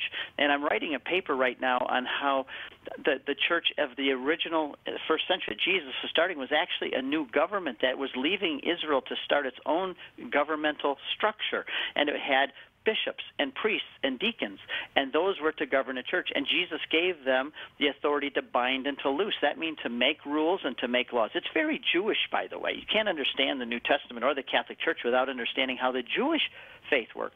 And so Jesus was establishing a government, and that government is there like a mother and a parent to help us get to heaven. And it's not going to be, never does it, somebody says, where do you find that in the Bible? Well, my answer to them is, where do you find in the Bible that you have to find everything in the Bible? The Bible never claims to be an answer book or the only source of information about what Jesus wants of us. So we understand that we have a church, and that God gave us the church to help us like a family to get there, and families make some rules. Yeah, so no, and I definitely appreciate your opinion on it. I guess that's where I'm at. I'm really trying to learn as much as I can about the Catholic Church and what they have to offer, because I feel like they have a lot to offer. I feel like there's a lot that can be learned there. Can I warn you? I feel like we're going backwards. And you can say I give you a warning, Lee? It's not based off of a book, but you guys created another book. No, we haven't created another book. We have Scripture, the apostolic tradition, and we have the magisterium of the church that helps interpret it and helps to understand what it means. So we have the Mormons have another book. They have the Book of Mormon. And I'll tell you what, Protestant churches also have all their catechisms and their rules and structures too. So one thing that you got to be careful of is because when you say the Catholics have these traditions and do these things, I come from several different Protestant traditions, and they had their own rules and structures too. And you could get excommunicated and kicked out of those churches for not following those rules or believing what the pastor believes. So it's, the Protestant churches have the same thing. Ours is just more defined and I think more holistic. But I just want to give you a warning, Lee. I want to warn you, because when you start looking into what the Catholic Church teaches, and if you start respecting the Catholic Church, you get too close, it's a love affair. Once you get too close to the Catholic Church, it becomes a love affair, and it's like a moth to a light. You can't pull yourself back. If you don't want to ever be Catholic, I'd quit looking into it. Stop looking now. Well, but we don't want to encourage that, Lee. We do want you to keep looking. I'm doing tongue-in-cheek a little bit. Yeah, of course. But because Lee, I know what happened when I started studying the Catholic Church. I was doing it to argue with other Catholics. The last thing I wanted to do was become a Catholic, but the closer I got, the more I fell in love, and pretty soon it was such a love affair that I couldn't turn around and run away anymore. So if you don't want to become Catholic and you still turn around and run away, tongue-in-cheek, of course, now's the time to do it. But I would encourage you to keep studying it because you'll find the fullness of the faith there. Lee, I'd like to send you a book if you'll hang on. I'd like to send you a book called The Drama of Salvation, which talks about how Catholics and Protestants have different understandings of that drama and some very, very important overlaps. That's from Jimmy Akin. If you'll hang on, Marie will get your address and send you that book. I want to go to another caller real quick because I want to get as many as I can in with Steve today. Lewis in Nebraska, listening on 91.3 out of Sioux Falls. You got to ask your question real quick. Can you do that, Lewis? Yes, I was just curious what the Catholic Church teaches on an infant is baptized and then they die at less than 6 months old. Are they for sure guaranteed to go to heaven? Okay, just because it sounded like your Skynet a little bit. If an infant is baptized and dies young, does that child go straight to heaven? Well, let's say it this way. The Catholic Church believes that anyone who is innocent, for example, mortal sin is what kills you, but there's three components of that. It has to be a grave sin. It has to be, you have to know it, and you have to do it anyway, put it that way. And the Catholic Church teaches that a child or someone who is not of the mental capabilities to do that, God is going to have mercy on them under any circumstances. But when a child is baptized and would die, then I would say, yes, that baby would go right to heaven. And I would also say that if I was a sinner and I was baptized at 12 o'clock in the afternoon today and I died at 12:02, I would as well, because baptism, we believe, and I can go right to the Bible for this, and the early church believed it, there's no doubt, that baptism washes away your sin, and at that moment you are right with God. All the past sin and the inclination to sin, the sin nature, I should say, or original sin, is washed away, and that person would go to heaven. Now, I'm beyond being baptized, and I've sinned since I baptized. Imagine that. I've sinned since I've been baptized when I was younger, and now I want to maintain that relationship of holiness with God, because Hebrews 12:14 says, without holiness you will never see the Lord. Not just forgiveness of sins, like I said earlier. So I want to maintain in my life the way I live and the rightness with God and accepting His forgiveness and having Him work His holiness in me and dealing with serious sins in my life. I want to be sure that if I died today, I'm going to heaven. And I have a moral certainty that if I died right now, I would go to heaven. I may take a detour through purgatory a little bit and get cleaned up a bit, but I have no doubt about that. And I hope that answers. But there's no guarantee that, for example, if I was baptized and believed in Christ and baptized 10 years ago and I abandoned Christ, He said, if you deny me, I'll deny you. So we have to stay with Him. And Lewis, thank you so much for that call. We appreciate it, but we'll have to leave it right there. I hope that was helpful. Steve Ray, thank you for another fine hour. You're welcome. I had fun. This is, what's more fun than talking about the Lord and His church with good folks like all of you? And I love it when people are curious. That's a wonderful thing. It is indeed. Now, if you, maybe tell us what your next pilgrimage that you would encourage people to come on and how they can get in touch with you if they want to do a pilgrimage with you. Well, we've got a lot, but my Israel pilgrimages are filling up months in advance, but we have one where we still have some seats going to Mexico. And I know people think it's dangerous and dirty and scary, but the first week of December of this year, so it's kind of quick, the first week it's going to be a nice, intimate group, and we have the Catholic history of Mexico is absolutely fascinating. Yes. And we have a historian as our guide. We're going to be, it's just Mexico. Some of the best hotels and restaurants are of any of our trips we have in Mexico. Safe, clean, beautiful. That one's one. We got a St. Paul cruise coming up. We've got Poland coming up next year. We're going to take a group to Poland. All kinds of stuff. All right. Go to my website, CatholicConvert.com.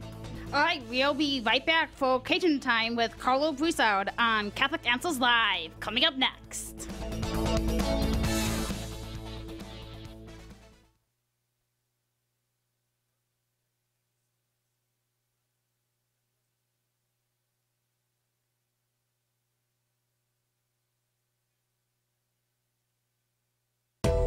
This is Bishop James Conley of the Diocese of Lincoln. Keep it right here on Catholic Answers Live.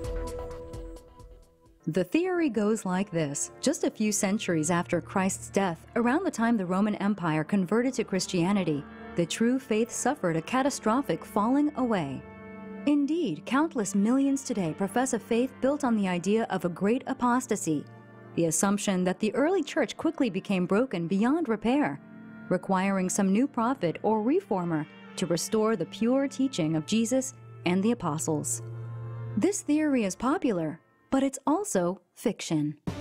In his riveting new book, The Apostasy That Wasn't, master storyteller Rod Bennett narrates the drama of the early church's fight to keep Christian orthodoxy intact, even as powerful forces tried to smash it to pieces.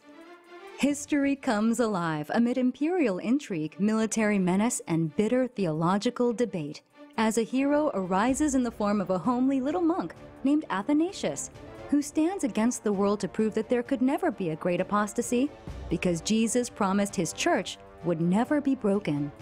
Order your copy of The Apostasy That Wasn't today by calling 1-888-291-8000, logging on to the shop at Catholic.com, or asking for it at a good Catholic bookstore near you. This is Tim Staples, Director of Apologetics at Catholic Answers, and I'm here to tell you about a unique new way we've come up with to share the truth of the Catholic Church with young people. Let's face it, many young people today have strayed from the path of faith. How many parents and grandparents have had their hearts broken by seeing young people stop practicing their Catholic faith, join another religion, or even give up faith entirely, often falling into a life of sexual sin. To keep young people strong in their faith, we need to find new and innovative ways to reach them. And to help in that endeavor, Catholic Answers has just published a brand new science fiction graphic novel called The Big Picture that's especially designed to reach young people. The Big Picture features almost 200 pages of full-color illustrations and a storyline that's easy to follow as our heroes come face to face with the drama and mystery of God's plan for the salvation of the world. Order your copy of The Big Picture today by calling 1-888-291-8000. That's 1-888-291-8000, or by visiting the shop at Catholic.com or asking for it at a good Catholic bookstore near you. Tim Staples' new book, Behold Your Mother, A Biblical and Historical Defense of the Marian Doctrines, is, to put it simply, a must-read. You won't find a more complete apologetic work defending the 6 most important Marian doctrines. And Tim Staples is the expert on this subject, so if there's one book, you need the book that he wrote. And there's truly something in this book for everyone.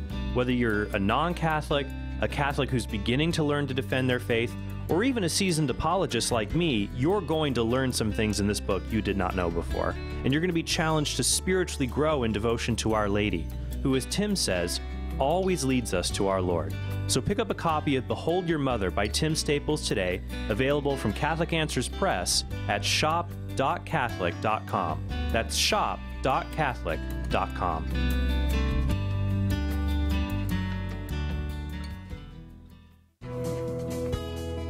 The world is changing.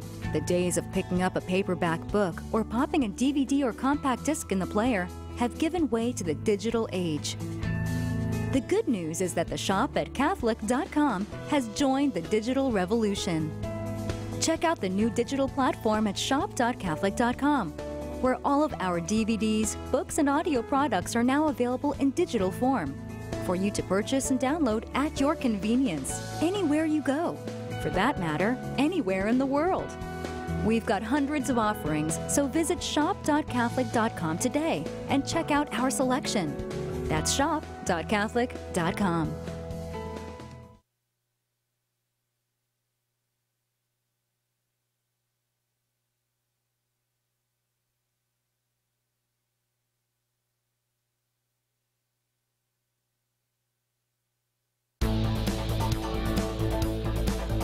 Welcome to Catholic Answers Live, the program where you participate with your questions about apologetics and evangelization, including the most important theological, spiritual, moral, and social issues facing the world today.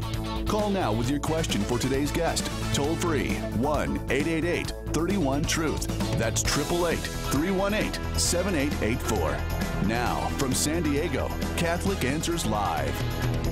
Welcome back to Catholic Answers Live. I am Cy Kellett, your host, and I promised it, and we're going to deliver on this promise. Every minute of radio will be high-quality radio this week. 2 days from the conference this year, because the conference is huge. We got almost 1,000 people coming to our Faith and Science conference over the next couple of days, and so we said, well, let's do 2 shows from there instead of 1. So we're going to be doing 2 shows from the conference. If you're at the conference and you got a question, come on by and ask your question. It'll be open forum both hours tomorrow. This hour, I'm joined by Carlo Broussard, who I am really looking forward to. He's kind of given the fire him up on the first night talk, because we know that's what Carlo does. He fires us up. So I'm looking forward to that. That'll be tomorrow night, the first night of the conference. And today, Carlo's topic is which Catholic doctrine troubles you. So maybe there's a Catholic doctrine, something having to do with the creed, something we believe about maybe the saints or about Mary or some Catholic belief that troubles you. Give us a call, 888-318-7884. Carlo is staff apologist here at Catholic Answers and renowned public speaker. You can get him at your spot, wherever you are. You can get him to speak there. Just go to CatholicAnswersSpeakers.com. He also has a wonderful book, 5-month-old baby book called Prepare the Way, How to Overcome Obstacles, Overcoming Obstacles to God, the Gospel, and the Church. Hi, Carlo. Hey, Cy. Are you fired up at all? I am fired up, brother. I can feel the energy. I can almost taste it, man. I'm getting excited. I'm pretty pumped up about it. Already, folks coming through the building today, That's right, tours and stuff, and that's exciting because you're always welcome here. But lots of folks take us up on that offer when it's around conference time. They come by and say hi, and that fires everybody up. Amen. And then it looks like half the building is being loaded onto trucks to go over there. That brings a lot of energy. Or else somebody's just robbing us blind. I don't know. Either we're getting ready for a conference or we're losing all our stuff.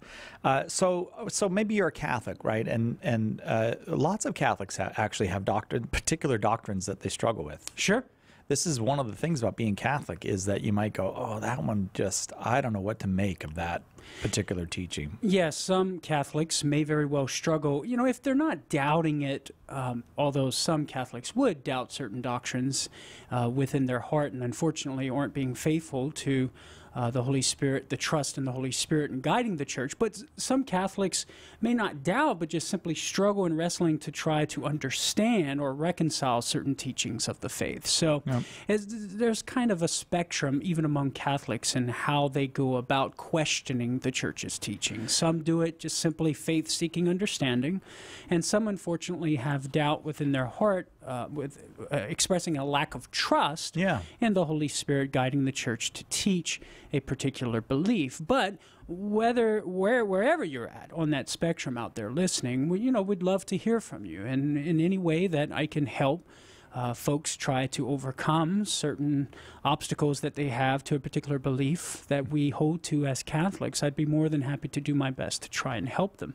888-318-7884 is that number. And also, of course, if you're a Protestant who maybe looks at the Catholic Church and says, what is this doctrine of, that the papacy or something like that, or maybe the doctrine of tradition in general, or praying to the saints, or maybe you're farther outside the Catholic Church, an atheist or an agnostic person, and you might say, why do you believe any of this stuff at all? All of that is welcome. If there's a Catholic doctrine that troubles you, from belief in God all the way to I don't know, what's a very particular belief? The Assumption of Mary, something like that. Or the Immaculate Conception. Right. That you're welcome. Of Mary, that is. Yeah. Right. Well, that's right. We use the term Immaculate Conception for what happened at Mary's moment of creation. Correct. It does not refer to Jesus. Sometimes people are confused about that. Yeah, many people would confuse the virgin birth of Jesus being conceived by the power of the Most High, of the Holy Spirit, and being born of a virgin, and they confuse that with the Immaculate Conception. I actually just wrote a two-part article critiquing an article by Leah Rose Emery, who's an American comedian and writer, who posted an article at, I can't remember the website now, it's been a couple of weeks now, but she posted an article, 12 Weird Things that Catholics believe, that Catholics actually believe. So I went through each of those 12 things and gave a rebuttal of those 12 claims, and one of those, in her article, she conflated the Immaculate Conception with Jesus being born of a virgin. And so whenever you see that, right off the bat, you know that this individual doesn't have a firm grasp and an articulate grasp of what the Catholic Church actually believes. And that proved to be true in the majority of the article, that the majority of those things that she said Catholics actually believe, the opposite was true. We actually didn't believe some of the things that she was asserting. We did believe. So, so our listeners can get a hold of that two-part article at Catholic.com. I wrote it for our Catholic Answers magazine online, Camo. I'm glad you did. It's good. Those are great opportunities, actually. I think we should see them as opportunities, because sometimes I see comedians on TV or Netflix or something, and they'll say something about the Catholic Church, and I think that it's funny. It's not true. It's a great opportunity to respond by saying, hey, this is what we actually believe. Correct. Amen to that.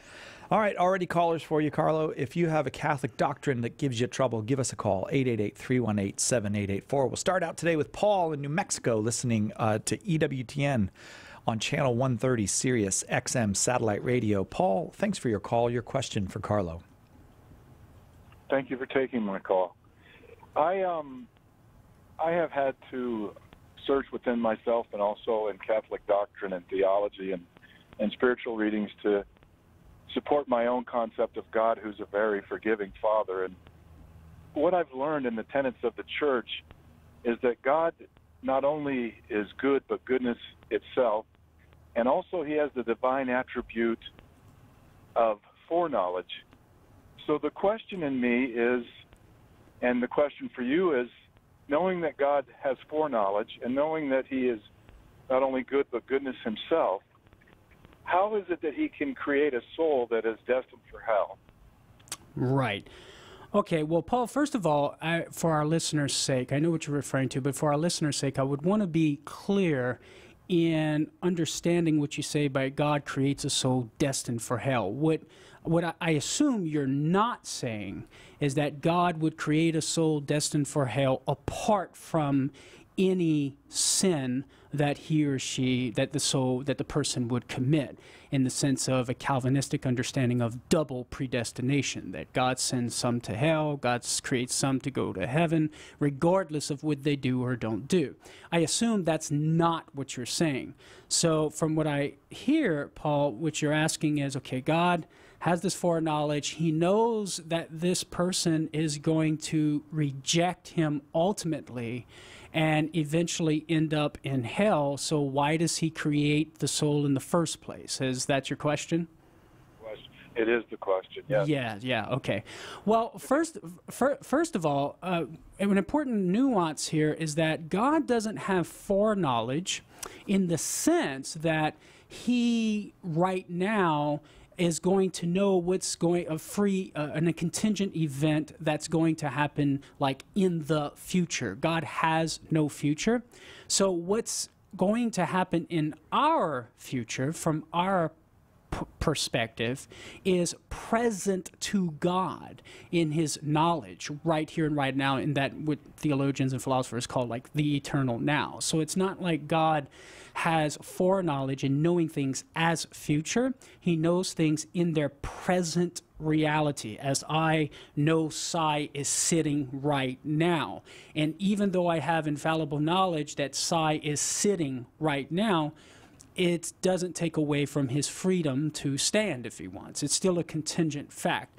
So too, God knows whether or not I will reject him tomorrow in my future, but he knows that choice in its present reality. And that doesn't count against God's goodness, Paul, because it belongs to God's goodness to not coerce a free human being, or a free creature, for that matter, a free rational creature, into a loving relationship with him. That he creates such a creature with the capacity to choose or to reject him, he's not going to thwart that nature, but he's going to allow that creature to act in accord with its nature to freely choose or reject him. And if that creature freely rejects him, then God respects that choice. And that's perfectly in accord with his goodness, because God is relating to the creature according to the nature with which God created that creature.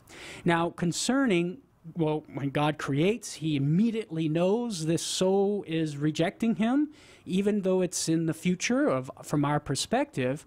Why does he create to begin with? Well, some of the philosophers, Paul, reflected upon this, like Thomas Aquinas, and they would argue that it is better for a soul to even exist, to have had the opportunity to choose or reject God, than to not exist at all.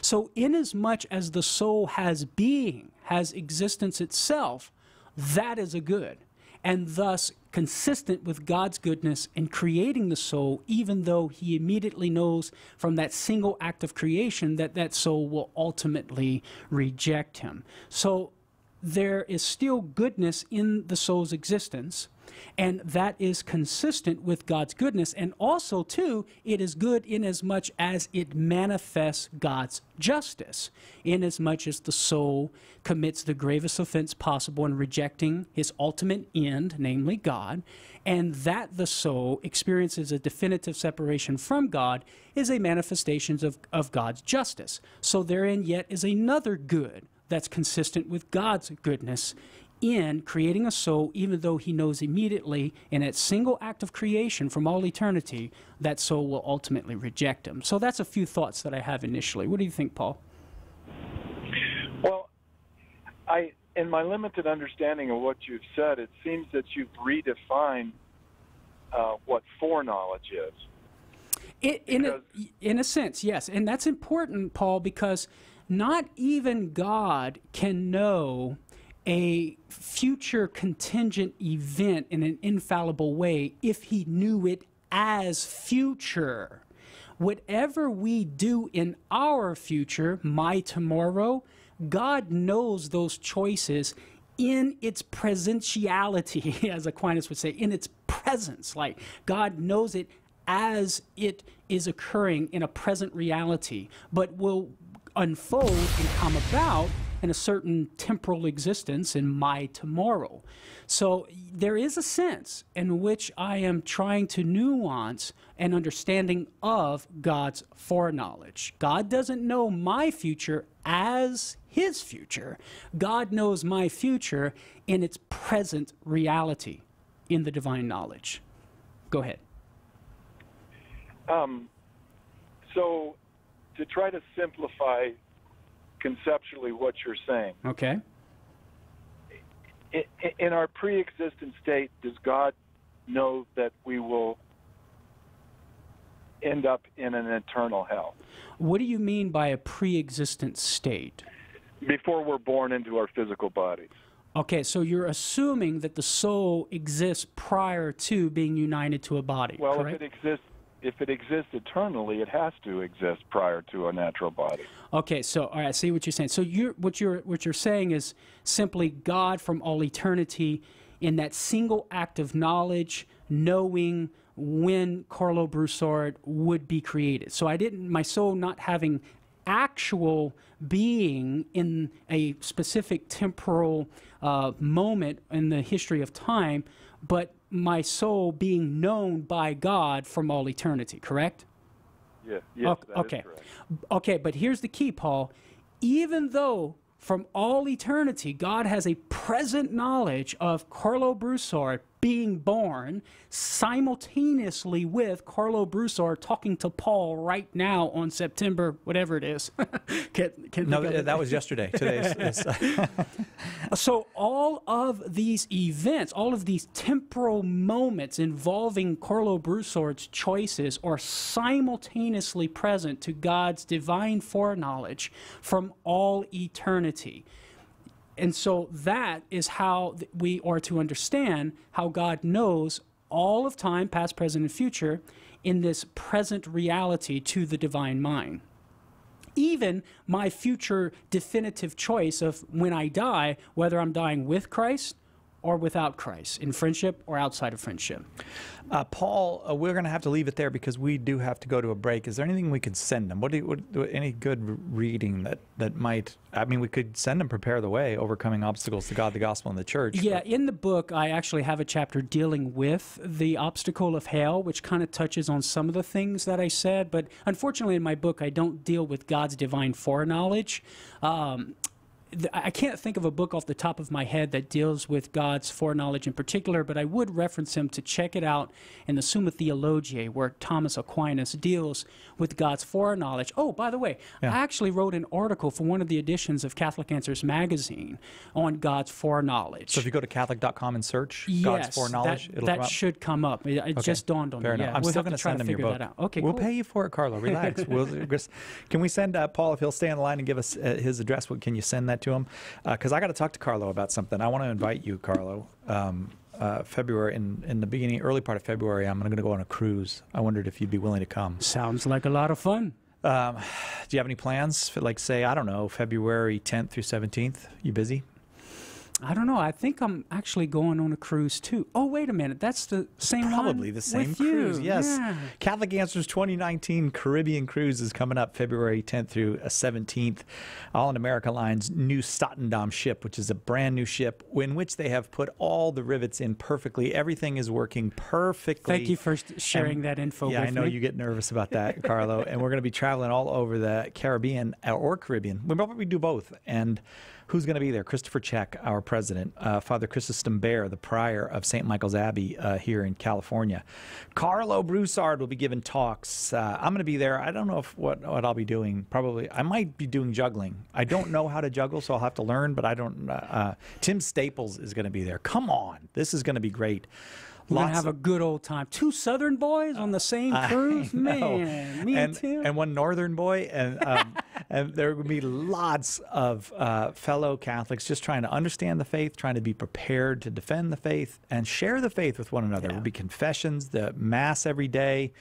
And then we'll have dinner together in between these talks and just enjoy each other's company. Oh, it's going to be a blast. I can't wait. Yep. So you just go to CatholicAnswersCruise.com and sign up. Carlo and I already did. Well, probably because they made us. But I would, even if they didn't make me, I'd want to go on a cruise with you, Carlo. Same here, Si. Are you going to be? You're a lot of fun, brother. Yeah, you're a lot of fun too. And I cannot play the accordion, so I need you around. I might have to bring my accordion on the cruise. What? Right? Yeah, you definitely have to bring your accordion on the cruise. CatholicAnswersCruise.com is where you sign up. CatholicAnswersCruise.com. Bringing you the truth. Catholic Answers Live. Catholic Answers Live is brought to you in part by CatholicSingles.com, the website for Catholics who want to meet others who share their Catholic values for faith, fellowship, and love. You can learn more at CatholicSingles.com. Catholic Answers Live thanks CatholicSingles.com for their generous support. Homeschool Connections, an online provider of courses for your Catholic homeschool, is a sponsor of Catholic Answers Live. Homeschool Connections website is homeschoolconnections.com.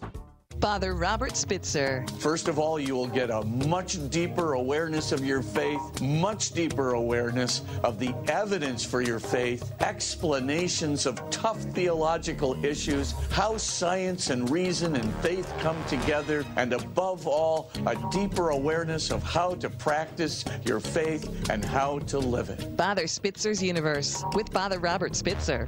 Friday, 8 p.m. Eastern on EWTN Radio. Call now with your question. 888-318-7884. This is Catholic Answers Live. Welcome back to Catholic Answers Live. Which Catholic doctrine troubles you? If there's one that troubles you, this is the hour for you. Carlo Broussard, the author of Prepare the Way, Overcoming Obstacles to God, the Gospel, and the Church, is our guest this hour. And we go to Kathy in North Dakota, listening on the Catholic Answers app. Kathy, thanks for downloading the app onto your phone. Your question for Carlo. Hi, Carlo and Cy. Thanks for taking my call. Happy to. I'm actually Catholic, and I was away from my faith for a while and got married without an annulment, and my husband is Lutheran and doesn't believe in annulment and didn't believe in anything that I was trying to explain to him. So I need to be able to help him understand. He thinks it's just going to hurt his children in the process, and he doesn't understand the reason that we should trust a human tribunal to see if this is a valid marriage or not. I see. Or if previous marriage is valid. And I'm stumped. I've done all sorts of research and prayed, and I need to help him somehow. All right, Kathy. Well, the first thing that comes to mind is, being that he's Lutheran, he's Christian, we can say, okay, if the Catholic Church has been established by Jesus Christ, and Jesus has entrusted to the Church these great gifts that we call sacraments, one in particular being marriage itself, well then it follows that the Church has an authority invested to it by Christ to govern, to oversee these sacraments and how we use these sacraments and how we engage and enter into these sacraments. So that the Church has the authority to govern and oversee marriages and determine whether or not a marriage is valid, that comes from the Church having the authority of Christ to bind and loose. Coming with that is not only doctrinal authority, but judicial authority. Authority to govern and to rule the people of God here on earth and how we relate to these great gifts that Christ has given us. So that would be one line of approach that we could possibly take to share with him, to try to get him to understand, hey, yes, I understand these guys are human. And yes, it's a human tribunal. But you know what? Our parents are human as well, but they have a certain authority to govern and rule their children within their household.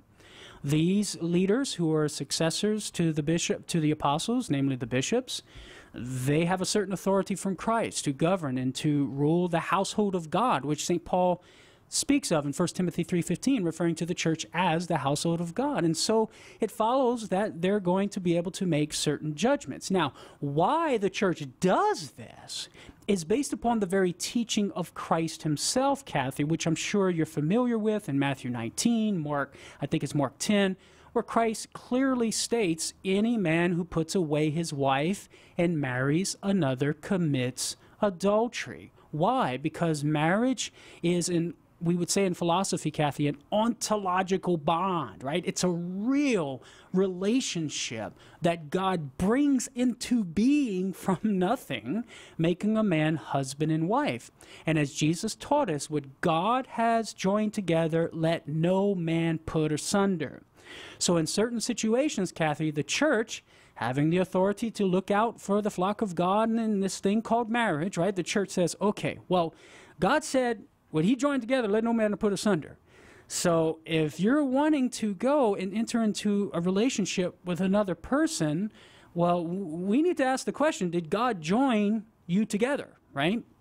And so if we can determine, the Church is saying, if we see anything that would impede God from joining man and woman into the bond of holy matrimony, making them husband and wife, well, then we would make the reasonable conclusion, if those impediments are there, that neither the man or the woman are bound and thus are free to enter into a marriage with another person.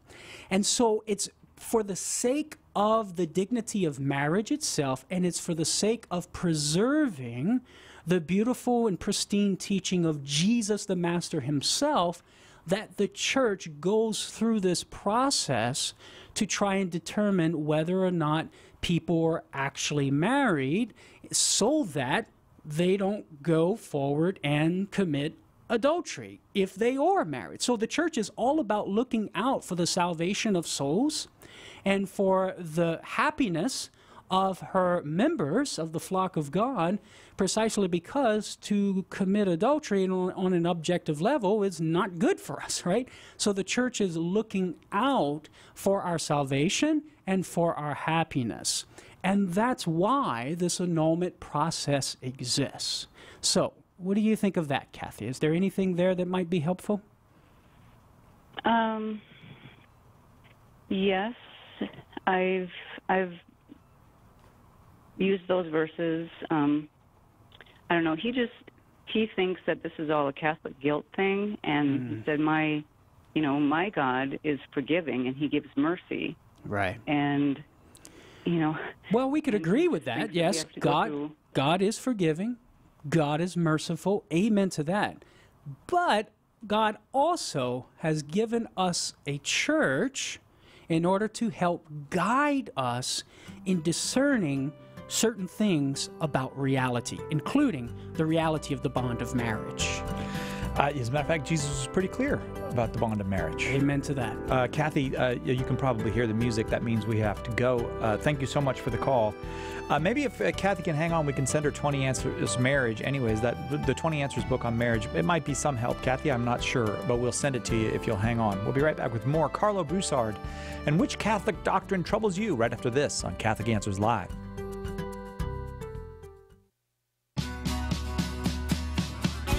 Join us on air today on Catholic Answers Live.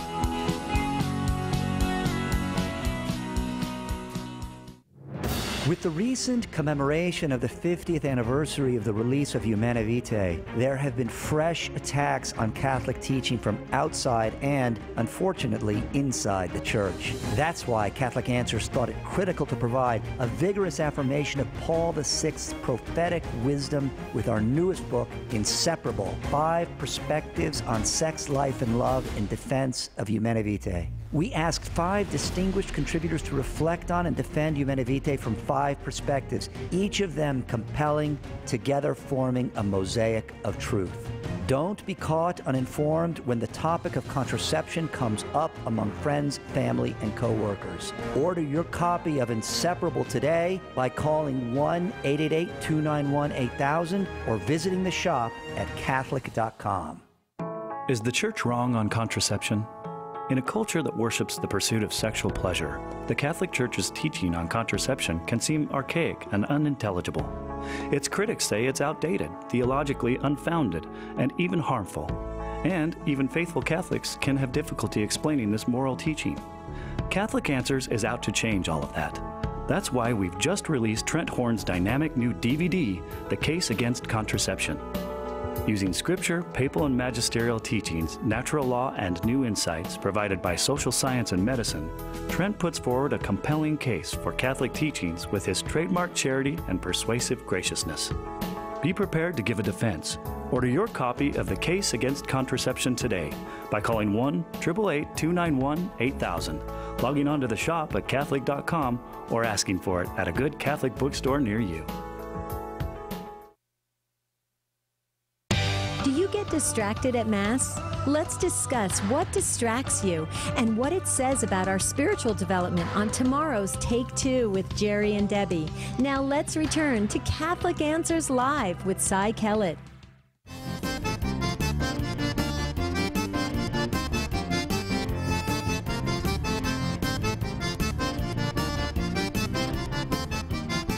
I'm playing bass.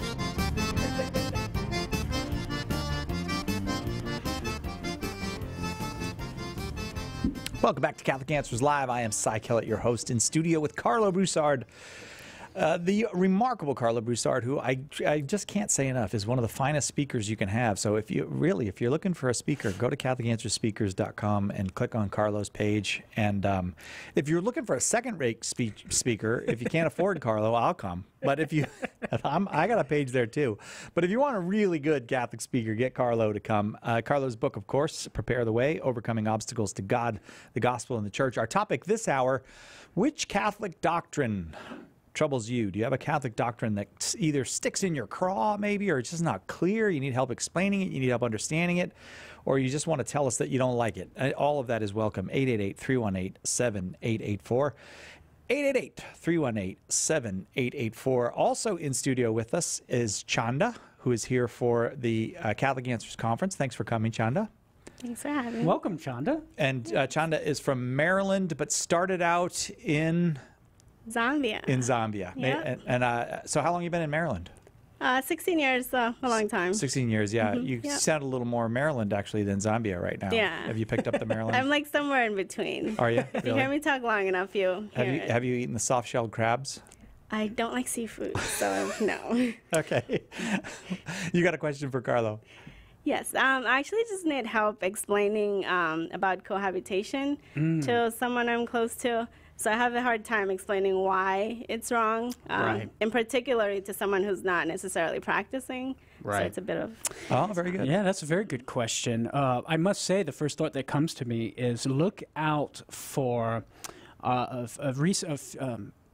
soon to be published 20 Answers booklet on marriage by our editor, Todd Aglioloro, in which he gives I was pre-reading it the other day, and he gives an excellent explanation of cohabitation and why one ought to avoid it. But I think the first few thoughts that come to mind, Chanda, is that, first of all, we don't want to be... That would presuppose an understanding of why sexual intercourse outside of marriage is not good for us as human beings, first of all, okay? So I would want to kind of start there in asking, okay, well, what is our sexuality for? What's the purposes of our sexuality? And what's good for us within the sexual arena as human beings? So we have to kind of go through that and saying, well, it's for babies and bonding, right? It's for making babies and unitive love, procreation and unitive love. And any sort of sexual activity that's going to thwart or violate or prohibit our sexual powers from the sexual act from achieving those ends, those goals, right? That's not good for us as human beings because it's going against our nature, our human nature, and the nature of our human sexuality.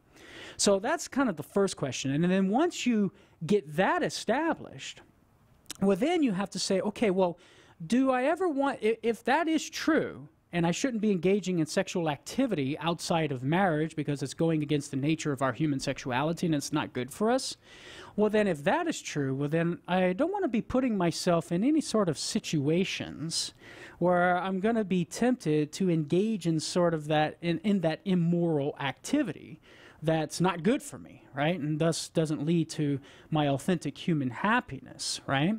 And then secondly, if it is the case that human sexuality our human sexual powers need to be used in accord with their design and how nature designed them for procreation and unity love within this context we call marriage, right?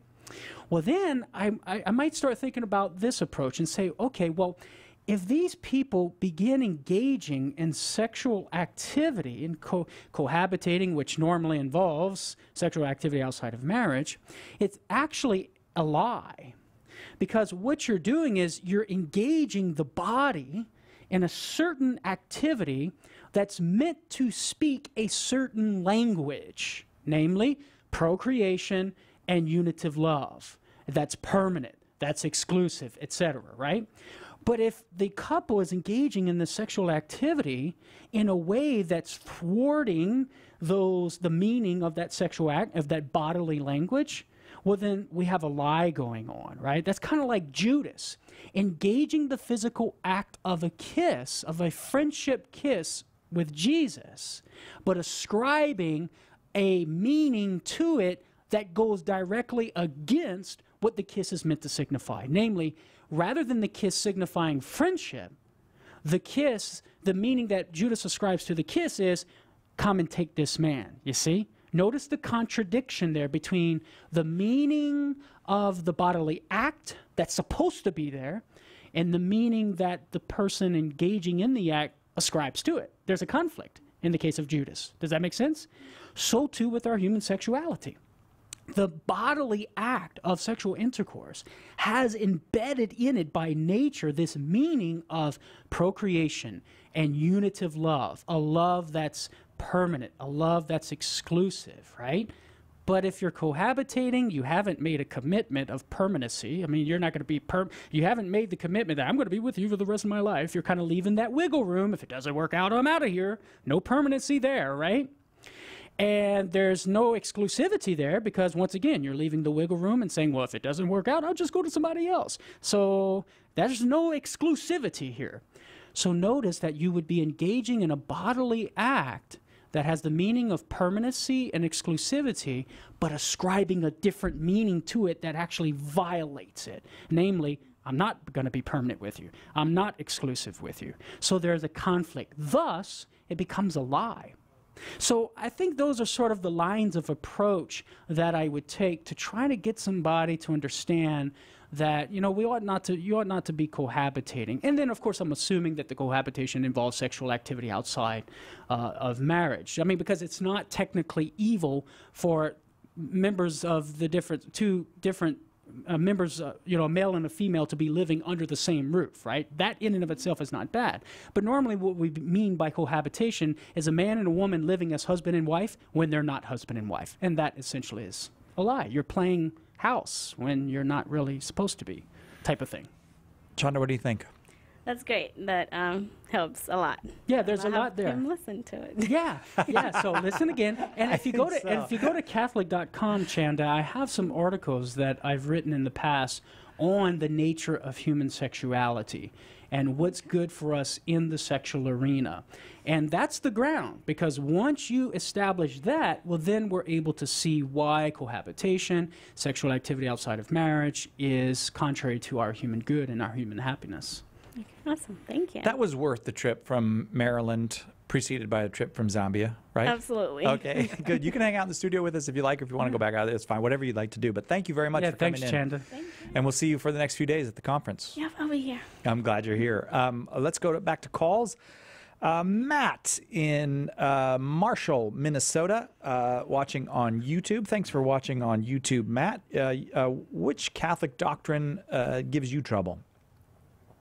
Yeah, so I struggle with the death penalty. I perfectly understand, well, I think I perfectly understand all the pro-life arguments, but I just think if someone commits a crime, whether outside of prison or in prison, that is so heinous that it warrants 23 hours of solitary confinement, that it is more moral, more merciful, and less vengeful for them to be put to death. I think that is just more respecting to the human dignity to have them put to death than spend 23 hours in solitary confinement. It's not something I get too upset about. It's just one thing that, there's only one thing that just I struggle with.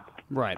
So to be clear, Matt, from what I understand, I think what you're saying is that you have a hard time and you're struggling with the Church's recent judgment within the arena of prudential matters in saying that the death penalty ought not to ever be used and done away with given our current historical circumstances. And it would seem that that's what you're struggling with, because you would counter and say, well, it would seem that the dignity of the human person in certain cases of grievous crimes would demand the death penalty in order to keep proportionality there between the punishment and the crime. And you know, Matt, you know, we, as Catholics, and I don't know if you're Catholic or not, but as Catholics, we have to give religious assent to the Church's new judgment on saying how the death penalty is inadmissible due to current historical circumstances. This is within the arena of prudential judgment. The church is not saying that the death penalty is intrinsically evil in its new revision of that passage in the Catechism, I think 2267, but that it is saying within the prudential order, given current historical circumstances, that if it were to be employed today, that it would be considered as an offense against the dignity of the human person. So we need to give religious assent of intellect and will, Matt, but at the same time, it's okay to point out that within our hearts interiorly, we may have doubts and struggle with this prudential judgment. And that in no way would constitute mortal sin, and no way would prohibit one from approaching Holy Communion at Mass, right? But it's important to keep in mind that the Church has always taught in her ordinary teaching that the death penalty is intrinsically permissible, and the Church has not changed that in her new judgments and in the revision of the Catechism, but simply within the prudential order, as is made clear in the context of the passage and in the letter from the CDF from Cardinal Ladaria, that it's remaining within the prudential order that the death penalty is no longer inadmissible. So I think the bottom line, Matt, is I'd say we still need to give religious assent of intellect and will as Catholics in obedience to our Holy Father's decision and judgment on this. But interiorly, if we happen to struggle with this prudential judgment, with this prudential move, that in no way would prohibit us from receiving Holy Communion, because it wouldn't constitute the guilt of mortal sin. Does that help you, Matt? Yeah, that helps. And I know you're going to say something along those lines, and I appreciate it. It's just, I don't know, I'm just a standard adult conservative guy, and it's just right. Yeah, and Matt, and I would propose to you that there are good, solid, Orthodox, Catholic theologians out there who are faithful to the magisterium, right? Who propose the argument that you're proposing, that hey, even within the prudential order of things, this is not the best thing to do. And they propose arguments within respectful conversation to call into question whether or not this is the best prudential move to make it totally inadmissible given our historical circumstances. Right. And so, for example, philosopher Ed Feser and Joseph Bassett, in their book By Men, Shall His Blood Be Shed? Shall His Blood Be Shed, they propose that argument and give reasons why they think that we ought not to totally get rid of the death penalty given historical circumstances. And so I think that's a camp that you may very well fall in, but just to know that that argument is out there. But at the same time, we still must, that sort of discussion is for the scholarly realm and for respectful dialogue, right? Right. But as lay faithful, we still are required to give our religious submission of intellect and will to this prudential judgment of the Church. It is a small thing to ask, given all the Lord has done for us. Amen. Right. And Matt, I'll just let you know before we go to the break that we did an interview with Dr. Feser on the book By Man Shall His Blood Be Shed. We did it before the recent change in the Catechism, but I'm sure that Dr. Feser would still stand by whatever's there. And so if you're interested in hearing that, we wanted to give a fair hearing to his position, and I believe we did. You just go to Catholic.com, maybe search under Ed Feser or search under By Man Shall His Blood Be Shed, and our interview with him, which I think is probably 30 or 40 minutes long, is there available to you. Carlo's book, Prepare the Way, Overcoming Obstacles to God, the Gospel, and the Church, is available right now for a special price because we're giving it, well, not giving it away, but we're selling it for $10 at the conference. And we wanted everybody on earth to get a $10 deal on it. Fantastic. Because if you can't make it to the conference, we still want you to have the book for $10. So Prepare the Way all weekend long. Well, as long as we're at that conference, this book is on sale. You just go to shop.catholic.com, pick up your copy of Prepare the Way, Overcoming Obstacles to God, the Gospel, and the Church for $10 all weekend. Catch Catholic Answers live anytime at Catholic.com. We have a big problem. Our culture is dying, and souls are in danger of being lost. The answer is conversion to Jesus Christ in His church. St. Paul Street Evangelization is a Catholic organization, and we have hundreds of teams spreading the good news throughout the country. But we need your help. The harvest is great, but the laborers are few. Find out more and get involved today at streetevangelization.com. That's streetevangelization.com. You know what Catholic radio is? It's training for the troops. It's a interaural of the ear boot camp. The folks who listen, who grow in their faith, grow in charity, grow in all the virtues, they then go out and exert an influence far beyond just themselves. Catholic radio has an exponential effect for bringing people deeper into the faith. Dr. Ray Guarendi thinks Catholic radio is important. So should you. Call now with your question. 888-318-7884. This is Catholic Answers Live. Welcome back to Catholic Answers Live. Which Catholic doctrine troubles you? Carlo Broussard here to answer your questions. Lots of folks on the line, so I'm going to keep moving. Well, let's start with this segment with Matthias in Minnesota, listening on 88.1 FM. Matthias, which Catholic doctrine troubles you? Yeah, so I was calling in reference to someone had asked me, a Protestant friend had asked me about the virginity of Mary. Okay. And how we know that she was a virgin, through Jesus. Jesus was conceived by the Holy Spirit, in Mary. Right. Through the power of the Holy Spirit. But where they brought up the issue is about the marriage of Mary and Joseph and them consummating their marriage. Right. Yes, so the question is, what is the evidence that Mary remained a virgin after Jesus' birth, correct?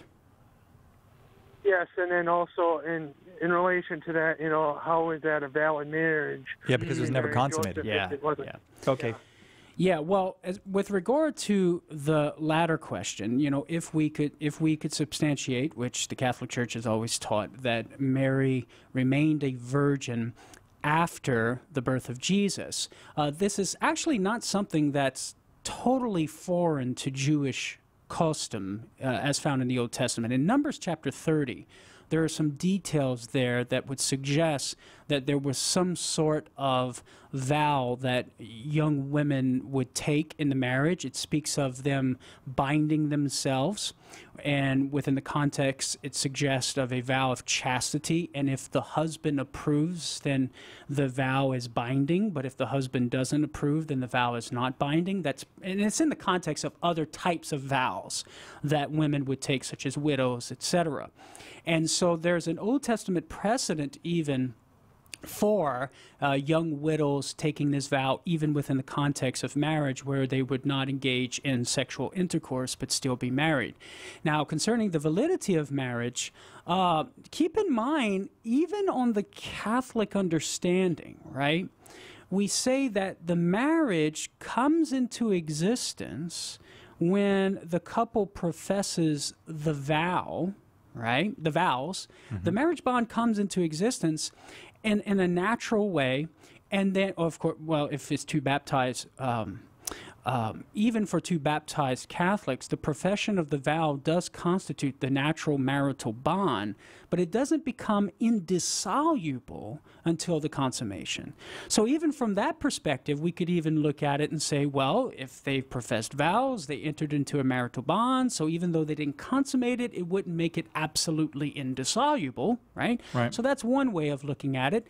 And then third, I think we could say that, well, this is a extraordinary circumstance where God performs a miracle and Mary conceives Jesus by the power of the Most High without the cooperation of Joseph. So this is an extraordinary circumstance where God's involved here. So therefore, God can hold the bond of marriage in existence in a valid way without them consummating and engaging in sexual intercourse for the remainder of their marriage. So this is sort of an exception to the rule because God is directly involved. So as a Catholic, we would have no problem with that, right? Now, concerning the evidence, Matthias, for Mary's perpetual virginity, that Mary was a perpetual virgin. There's no direct explicit evidence in the New Testament, although there are hints. So it's one of those beliefs about Mary that has that involves both Scripture and tradition coming together to lead us to believe this. But for some positive evidence, Matthias, you might want to check out Luke 1:34, when the angel Gabriel comes to Mary and says, you know, you're going to conceive the Messiah, the son of David, right, to rule forever in his kingdom. And Mary asks the question, how shall this be, since I know not man? Now, this is within a time, according to Luke, in Luke like 1:27, 26 or 27, that they were betrothed. They were married, right? Luke tells us that. But it's within that interim period where Joseph's off preparing a house for his bride, right? And so they are married. So in the normal course of events, the marriage would be consummated. And Mary would have known that. So the only way to make sense of Mary's question, how shall this be? In other words, how am I going to conceive a child? Is that she would have had some sort of vow of perpetual virginity. And then, of course, we could look at the foot of the cross. Jesus hands Mary over into John's care, which in first century would have been a no-no. You don't do that if you have other siblings to entrust your mother into the care of, right?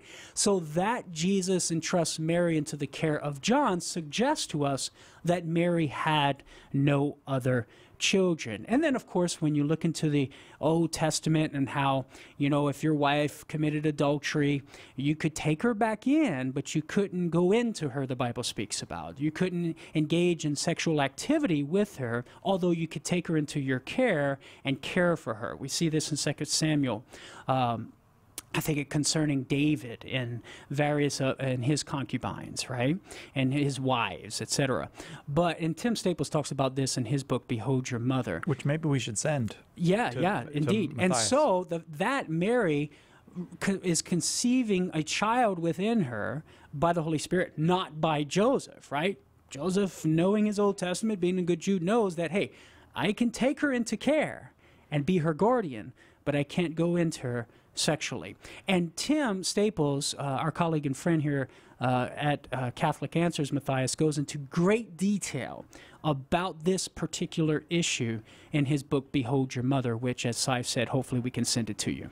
Matthias, if you can hang on the line, Marie will get your digits and we'll send you out Tim's book, Behold Your Mother, A Biblical and Historical Defense of the Marian Doctrines. Let's see if we can get another call in. I'm Mike in San Antonio, Texas, listening on Guadalupe Radio. I hate to do it to you, but we are getting up against the clock. So if you can tell us which Catholic doctrine you disagree with pretty quickly, we can probably get a response from Carlo. Okay, I won't state it too eloquently probably, but it's about indulgences. Okay.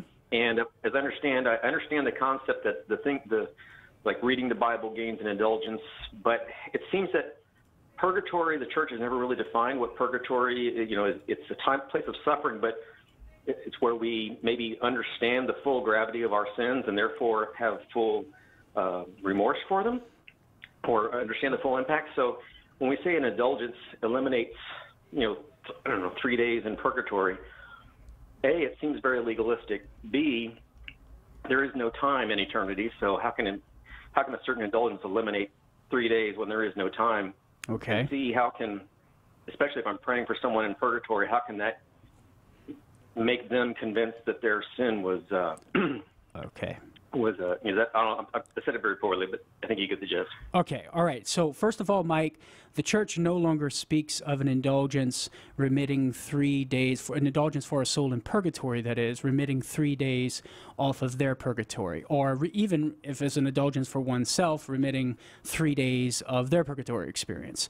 That's a language that was used in the old church, right, in a long time ago, only to suggest that the act of charity that the church says we're going to ascribe an indulgence to it is equivalent to however many days worth of penance in the ancient church. That's all it is. It does not suggest that there's this sort of temporal existence in the afterlife that's the same as our temporal existence in this life. So the days language associated with indulgences in purgatory was not meant to connote some objective reality about the afterlife. It was just used in an analogous way to penance in the ancient church. But because of the confusion that it's caused, as in your case, Mike, the church has done away with using this sort of days language in association with indulgences and purgatory. Finally, Mike, I would just say, remember, an indulgence is the remission of temporal punishment due to sin, gained for myself or for those souls in purgatory. How can that help those souls in purgatory? Well, simply because they are members of the mystical body of Christ. And as members of the mystical body of Christ, an act of love of one member can benefit another member in their sanctification, in their being made holy, which is what finally takes place in the final purification we call purgatory, which the Catechism defines in paragraphs 1031 to 1032. 1031 to 1032. You can look that up. Thanks very much for the call. Thanks for everybody who called today. Sorry for those callers that we weren't able to get to, but this was a popular hour with Carlo Broussard. Carlo, thank you for a great hour. Hey, thank you, Cy. It was a joy, my friend. Now, you better bring it tomorrow, all right? I'm expecting a great talk from Carlo Broussard tomorrow night. I am dialed in, ready to rock and roll, brother. All right, 2 hours of open forum on this show tomorrow. Tim Staples and Jimmy Aiken will be here live from the conference floor at our Faith and Science Conference. Lots of questions we assume will be coming from the folks in the room, and we'll probably give out the phone number. You can call us. I don't know if we've got the technical details worked out. See you then on Catholic Answers Live.